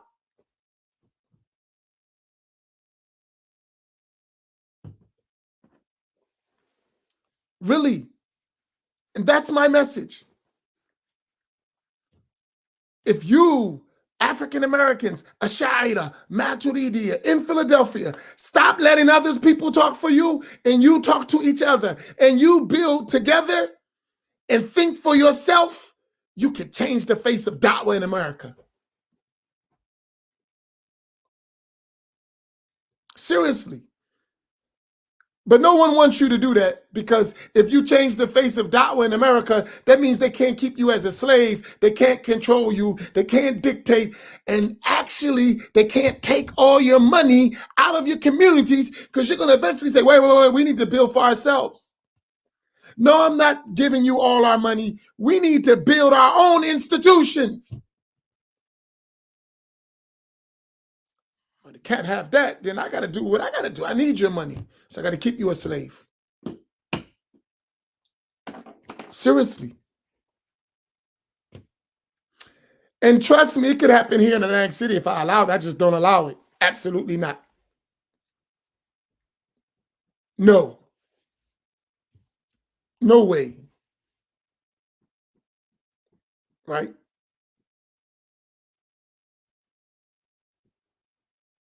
And this is seriously. It's work. You got to have some guts. You can't do this. You cannot be afraid of tribulation, trial, confrontation if you're going to do this work. No. You have to be courageous. You have to be. And it ain't about your ego. You got to think of generations of Muslims to come. Seriously. How many of you, let me give you an example. Please engage me. I know I'm going way over time, but this is extremely important. How many of you that come here every day from all around the country have on the ground regularly what you're learning here? All over the country. You can tell me where you at and say we have it. Ahl Sunnah, Ash'ari, or Maturidi, learning the books, learning about the scholars, learning that connection, learning Ahl Sunnah knowledge on a regular basis around the country, in your cities, in your states. Be honest.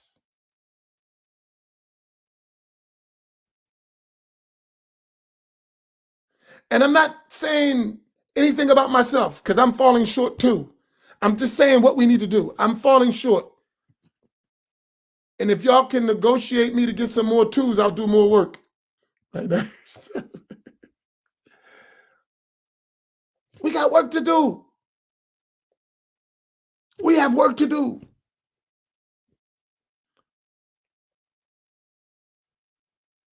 We have a lot of work to do.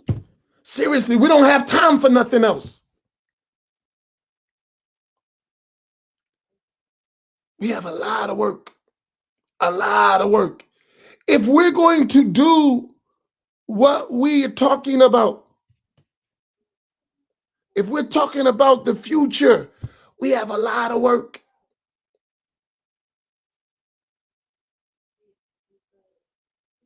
We have a lot of work, man.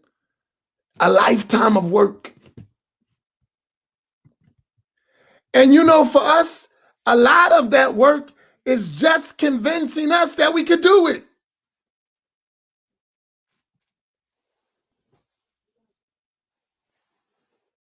Just convincing us that we could do it is a lot of work. Right? That is a struggle in itself. Convincing us that who we are and that we have the ability to achieve. That is a task in and of itself.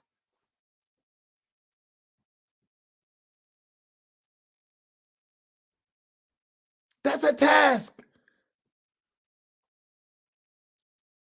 And then when we look at the task, it's so much we get intimidated. Man, I can't do all that. Nah, we got to work. Seriously. We got work to do. And that's not putting us down. And actually, it's waking us up and getting us to get busy. But to get to the stage, we got to wake up. We're drowning and we don't even realize it.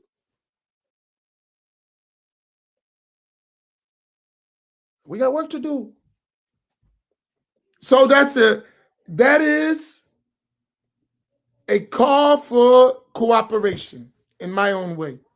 I don't know if it was a horrible call, but it's a call for the Ash'ariyah and the Maturidiyah, Ahl Sunnah people who follow one of the four madhahib in the African American community, especially, because there is a racist problem that we keep going like this. It don't exist. It exists. It's real. There is a serious racist problem in our communities.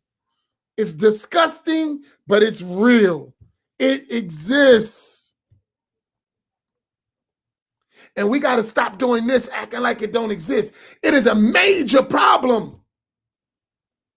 Because if we fix that problem, it will facilitate the spread of da'wah. We will realize how insignificant all of us are. Do you know what I would do if I had $1 million budget? I'm speaking myself. If I had $1 million budget, I'm talking about Imam Amin by himself. You know what I would do with that kind of money? With my connections, and I had that kind of money? Forget about it. You know what we used to say in the streets? I want to go because we understand. All you need is a connect. If you got to connect and you got a little bit of money, it's a wrap. It's over. Ball game. If you got to connect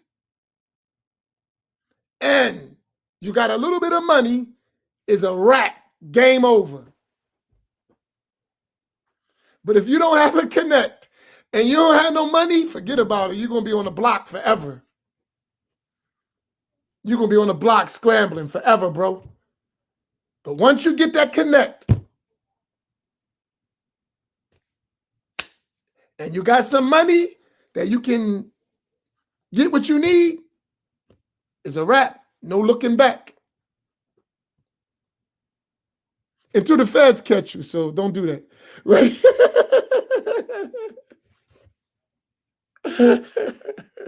Just in case somebody gets some bright ideas. That only works until the feds catch you. So like I said, if we had the money, it's done. It's a wrap. It's over. Because we got teachers. We got scholars. We just can't afford to do what others do. We don't have the money. And we haven't learned to invest in ourselves. We're still at this mindset, excuse me, we're having a real talk. We still got this mindset, I don't want to see that nigga come up. That's how we think. Not we can come up and this one can help us get where we need to get. We still thinking how not to let each other come up. That crab in the basket type mentality. We have to fix that. I got to see your success is my success. You got to see my success is your success. We have to learn to become like that. And we have to sacrifice. But I'm telling you right now, I know for sure our immigrant brothers, our non-African American brothers, I know for sure they could write a check for $500,000 and say, go ahead, do the work if they loved us enough. They could do it. And we would do so much work, but they won't. They could do it. They could come together for Ahl Sunnah and say, who's doing work in Ahl Sunnah? Who's spreading the creed of Ahl Sunnah here? Boop, boop, boop, boop, boop, boop, boop. Go do your work. Build a nice institution. We could do it. You see? But they're not going to do that. And I hope maybe one day they hear it and they wake up and say, you know what? He's right. I know he's right. Here you go. Let's do the work. But in the meanwhile, what I say to us, we got to do it. So for us, since no one's going to do that for you, you have to learn to do it yourself.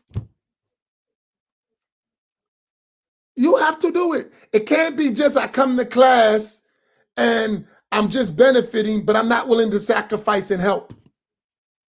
Because we're not going to get nowhere like that either, right? I come to class, but I'm not going to do anything besides come, and that's good, but this engine to do what we're talking about, you need money. Because we have to go to all those communities where there is no place where they ain't learning, and we got to go do the work. So really, we need it like this, right? Let me give you an example of what we need. We need it like this.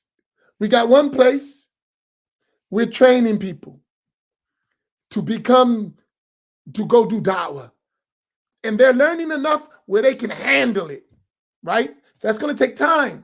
So we build one place, MasjidMuhammadAC. I say, listen, I got people that's coming to, I have a student, and I'm going to share this with you. I have students that come from distance to want to learn. A lot of them are overseas now, and we're funding them, right? They're overseas studying. They was here in Atlantic City. They studied, and now they're overseas. And inshallah, they'll be coming back in the next couple of years. But we have to fund them. We pay for them. All of their education, all of their books, all of their tools, put them with teachers. It's work, right? But at the same time, on the ground, we need to be training people here that's going to go out. Okay, you come from Philly, we're going to spend time, we're going to train you. You're going to train you. You're going to learn books. You're going to learn some basics in Arabic. The tools you need to go do da'wah. We're not trying to make you a scholar. We just need you to be able to go teach a basic book of Aqidah, a basic book of fiqh, a basic book of tasawwuf. You understand it well. You can articulate it. We test you. We trained you. Now go. Go to Philly. You go to New York. You go to Washington, D.C. You go to Alabama. You go to L.A. And we're funding you to do that. Here's your plane ticket. Here's a room for the hotel. If you can't get in a place, here's a room. Here's the rent for a hall where you can have the classes. Let's get busy. And we do that all around the country. That's work. That's how you have to do it. But to do that, that all costs money. You can't do it for free. Do y'all understand my thought pattern? Are y'all following me?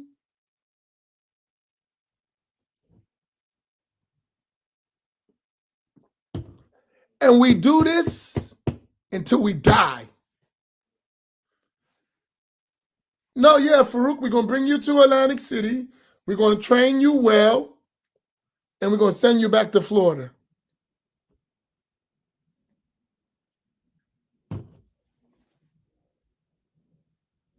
But this stuff costs money.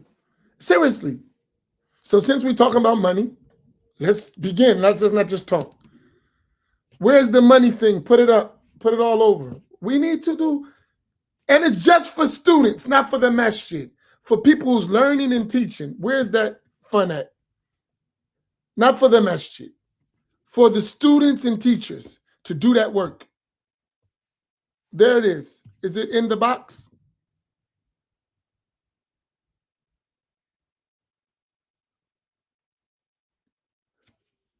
Everybody go donate to that fund. Not for the masjid. It's just for students and teachers. That's it. So that we can build people that can teach. None of us can do it by ourselves. That's what we need to do. That fund is solely for da'wah and learning and teaching and spreading. It's not used for the masjid's bills, none of that. Just to produce students and teachers and to facilitate so people can learn this deen. And we do it. Just for that. And that fund needs a minimum, honestly, to be at least between $100,000 to $500,000 to start really, really making an impact.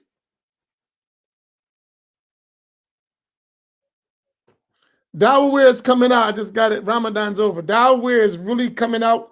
It'll be within the next 2 to 3 weeks. We'll start putting some stuff out. And that's going to be used. Oh, I'll tell you, since you asked that. The owners are my partners. They gave the Dawah to us. The past stock that they have, they gave it to us to use to do this work. So I'm going to be bringing out shirts. They're like vintage Dawah, so that we can take that money and we'll use it to help do da'wah. Of course, I'm going to give some of that money back because they did pay for it, but the profit, all of that's going to come to us. So take everything at cost, right? So I'm not going to tell you that I'm not going to give them anything of it. No, it got to go back something to the company. But the profit all will be for us to do the work for this. Because all of my partners, they understand we got to do da'wah.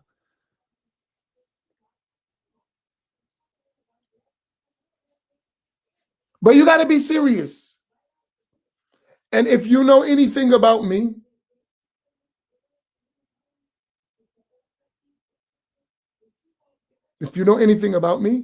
and it's brothers who can testify and sisters, this is my life. I'm serious, dead serious about it, right?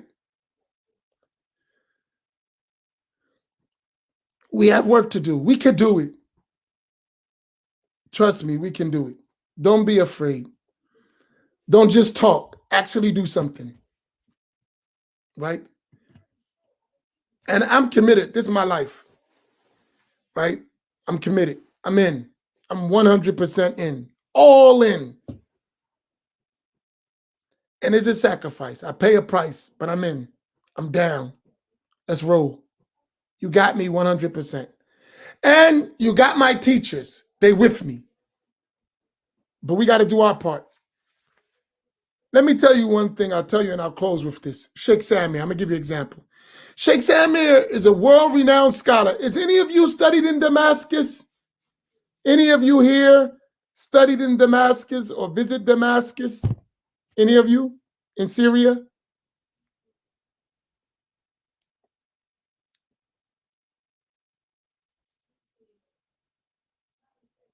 That's a question. No?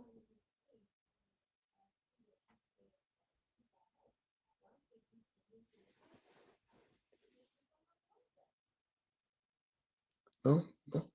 Any of you familiar with Damascus? Are you familiar with Damascus? No, no. Subhanallah.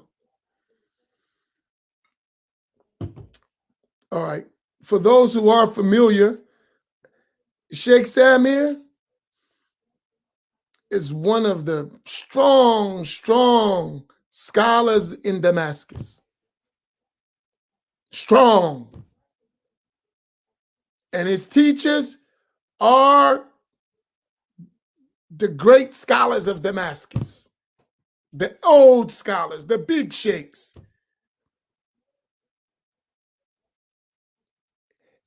Anyone who's familiar with Damascus, they'll tell you the level and rank of Sheikh Samir. No doubt about it, right?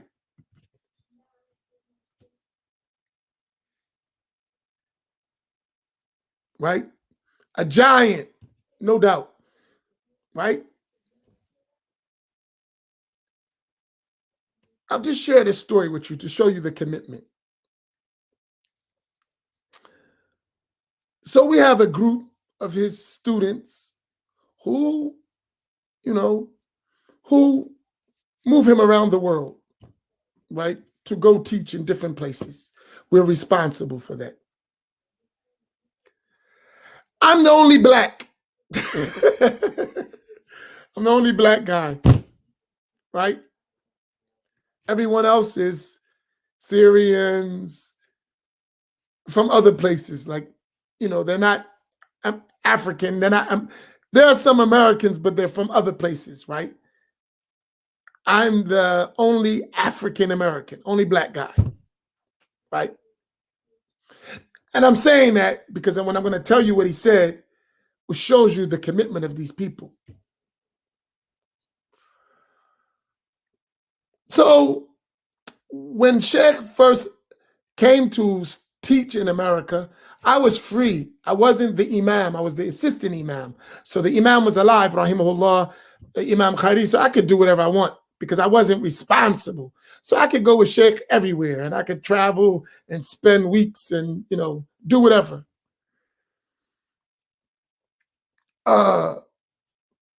So when the imam died and I became the imam, my whole life changed. Now I'm responsible and I had a lot of work running the masjid. So I was usually the one with the Sheikh all the time. So I could do anything. So I was always with Sheikh Samir all the time. No matter where he was at, you saw Sheikh Samir, you saw me, right? But when I became the imam, I had more responsibilities. I said, Sayyidi, I can't do it. I have so much work. I can't. So people don't know what it is serving a sheikh. That's a lot of work. Like,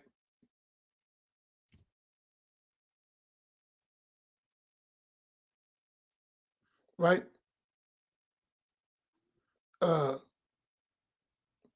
And he said something that was deep.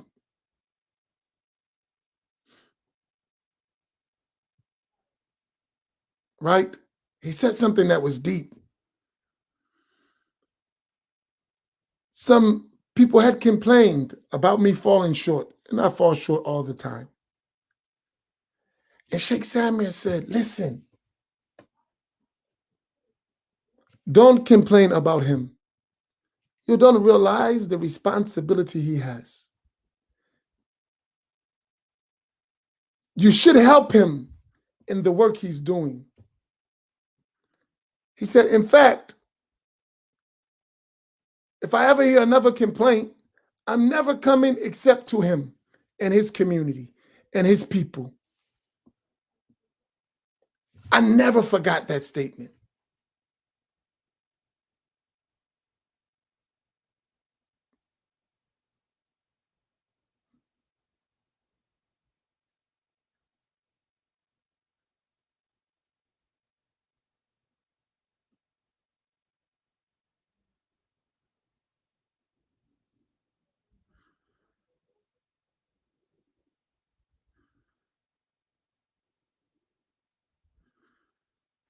Right? To me, and he's never not done it. Every time he comes to America, he's in the inner city. Every time. Subhanallah.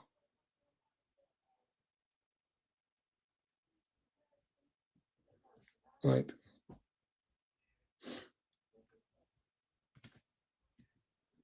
That's that commitment. And he meant it. And he lived it. And there are many scholars like that that are willing to come help. We just got to facilitate for them.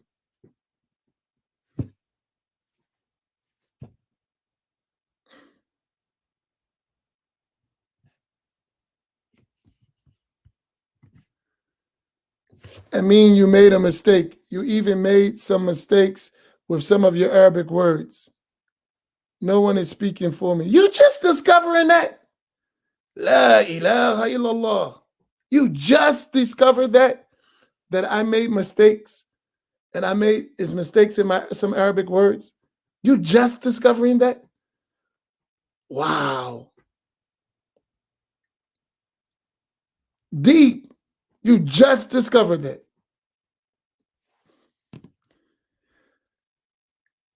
Now I'm going to ask you a question since you discovered that. My mistakes in my Arabic words compared to the truths that I'm saying, what is the percentage? Since you discover so much. I'm just being sarcastic. Don't pay me no attention, Samad Ali. Come help me with my Arabic and I'll help you with some stuff so we share. I welcome you. So I don't make mistakes in Arabic. You're going to help me. And where you got mistakes, I'm going to help you. Is that a deal?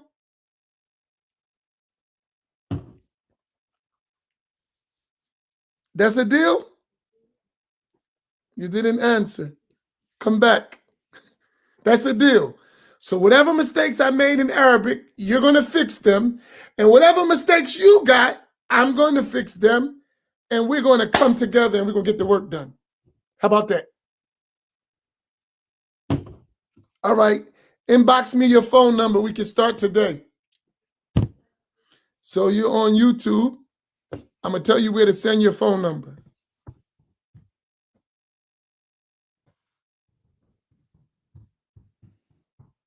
Right?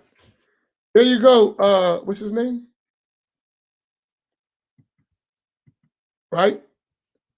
Send me your phone number and we can start today. There you got it. K. Samad Ali. Send me your phone number. Tell me my mistakes in Arabic. And then we're going to talk and we're going to see how we can work together. Don't. So now I'm open for you. You got my attention.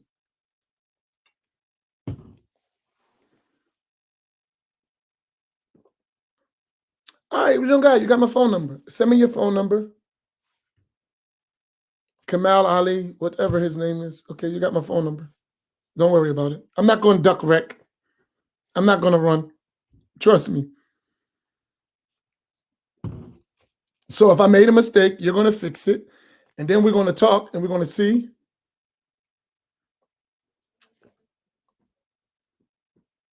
I made a mistake. All of the children of Adam sin.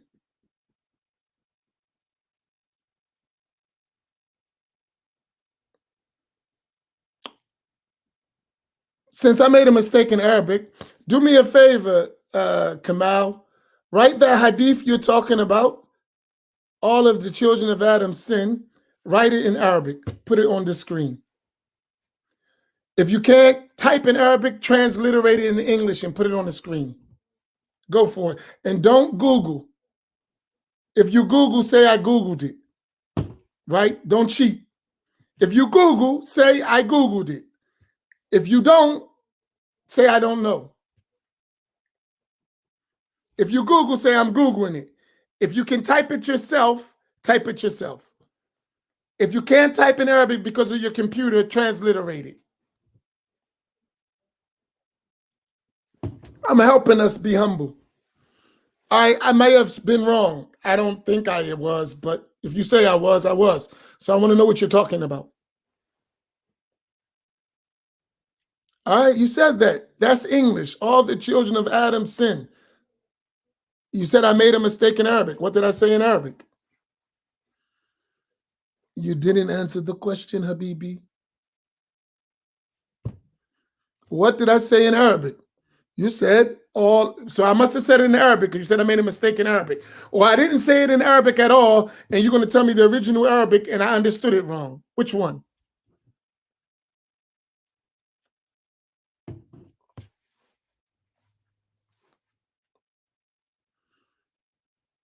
Or you can leave all this out and just send me your phone call and then we can talk over the phone. I know what he's saying. I know I said all the children sin. I got all that point. Just answer the question. You typing all that, you could have typed the hadith.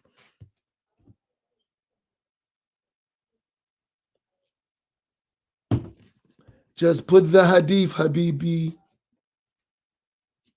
Just put the hadith. All that other stuff is irrelevant. Or just send me the message and say I'll talk to you offline on that. Because people are going to think you're a troll. I don't think you're a troll. I think you're an honest person. So just say what you got to say. We brothers. It's fine.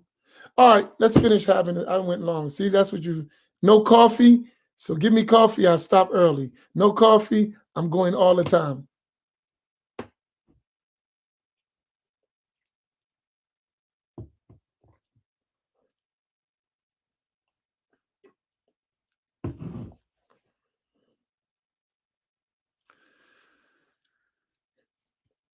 Criticism without solutions don't help. Right?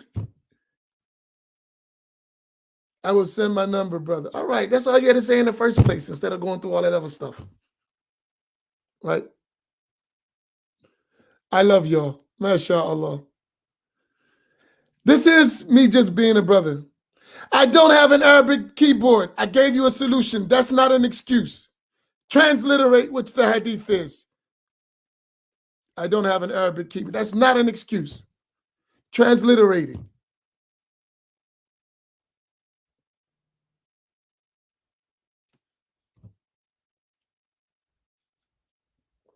Or just chill, brother. I'm typing from my phone. Your phone types English. Transliterate. Now I'm just messing with him. I like to engage. That's how we get to be brothers. I don't get angry when someone criticizes me. I don't get mad. I just get even. Nah, I'm joking. No, we brothers. Alhamdulillah. We all learning and we all make mistakes and we all going to do errors. We just want to get it right one day, right? It's not a big deal, right? So my brother Samad, don't think that I'm attacking you. I'm not. I love you. I'm just having fun. All right, we spent 3 hours today. Y'all don't have nothing else to do, right? Oh, alhamdulillah. MashaAllah. All right, Habibi, just please keep me. Do y'all got my point? Are y'all with me? So we learned something today, that I'm not good enough. I'm not good enough, and that's fine. So let's produce a better group after us, right? And that's fine. Don't get frustrated. If I'm not good enough, let's do the work we need to produce a better group. And that should be our ideal anyway. Even if I was good enough, we need someone much better and better than those till we have great scholarship among our people, right? That's where we're trying to get. It's not an ego contest. We should all admit that we're not good enough and we need better. But what we have and we work with what we got till we get better, right? It's fine. It's not a big deal. It's not the end of the world because we don't know. It's only the end of the world if we don't realize we don't know and we don't work to do better. Now we got a problem.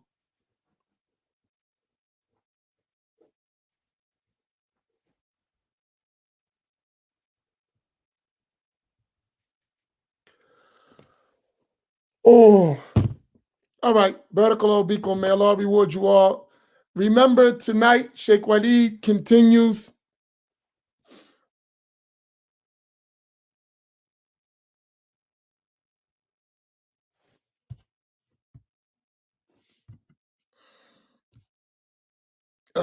Continues tonight with Ashar al-Aqidat al-Tahawiyya by Imam al-Maydani.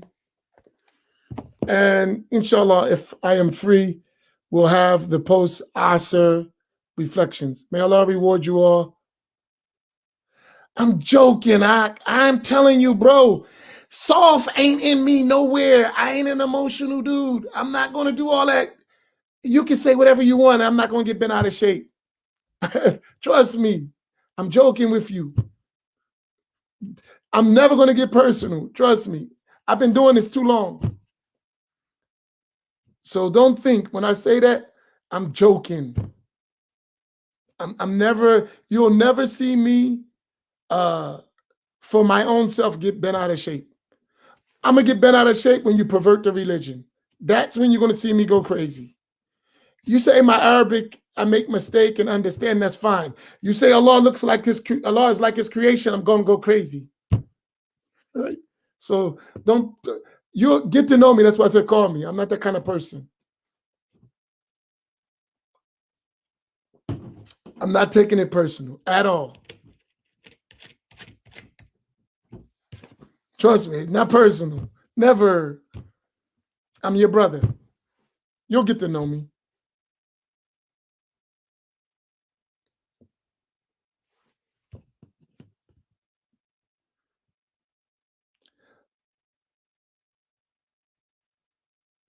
Everybody's always posting links in the chat.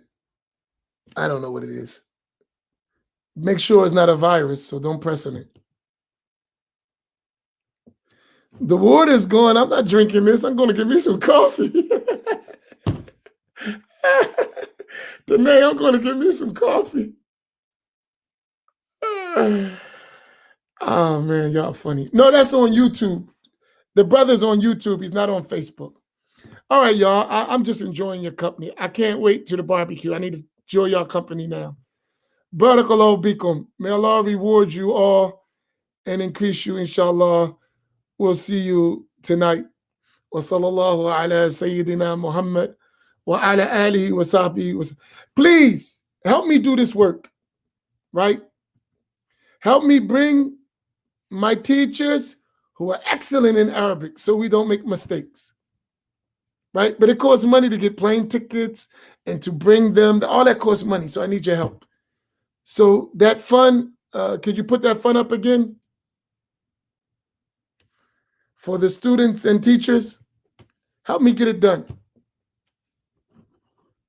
We'll have some, one day they'll be excellent. And then y'all don't have to hear from me no more because I'm going to be in the classes listening to the teachers and the students. And I'm going to be on the road with them going around to do da'wah and get this job done.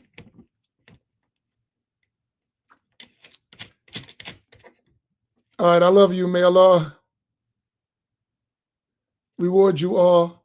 And let's keep it going. We got work to do. Let's increase. We need more classes. Let me share something quickly. I know I'm supposed to go.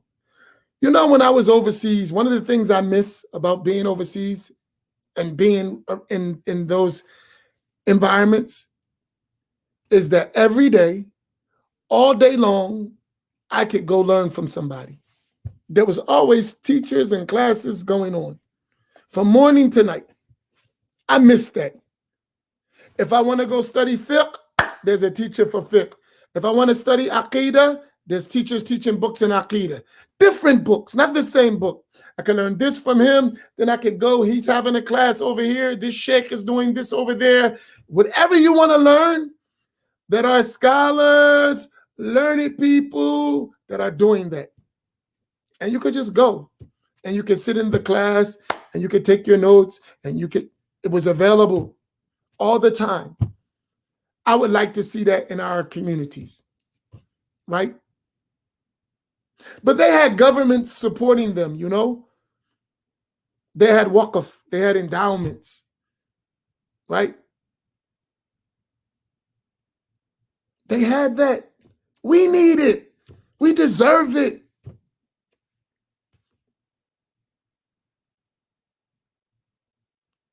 We deserve it. Our children deserve it. Our grandchildren deserve it. We deserve it. Why someone else can have it and we can't? Why?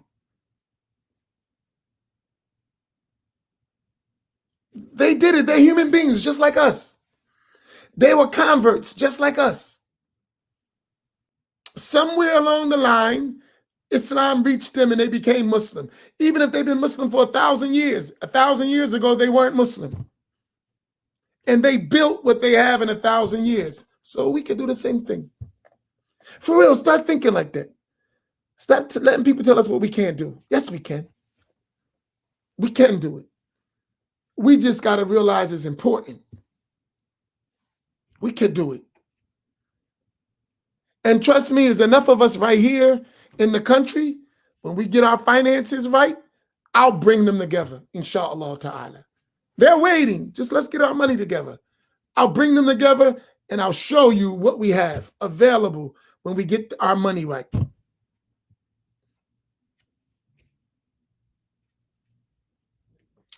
I'll show you what we have among us in the United States, what we have when we get our money right. When we get that right and we can start employing our own building our own and paying for them, you'll be amazed what we got right in America. But we got to do our part. We got to support our teachers and our students of knowledge and our seekers of knowledge and help them develop. We have to do it. Or else this is just rap.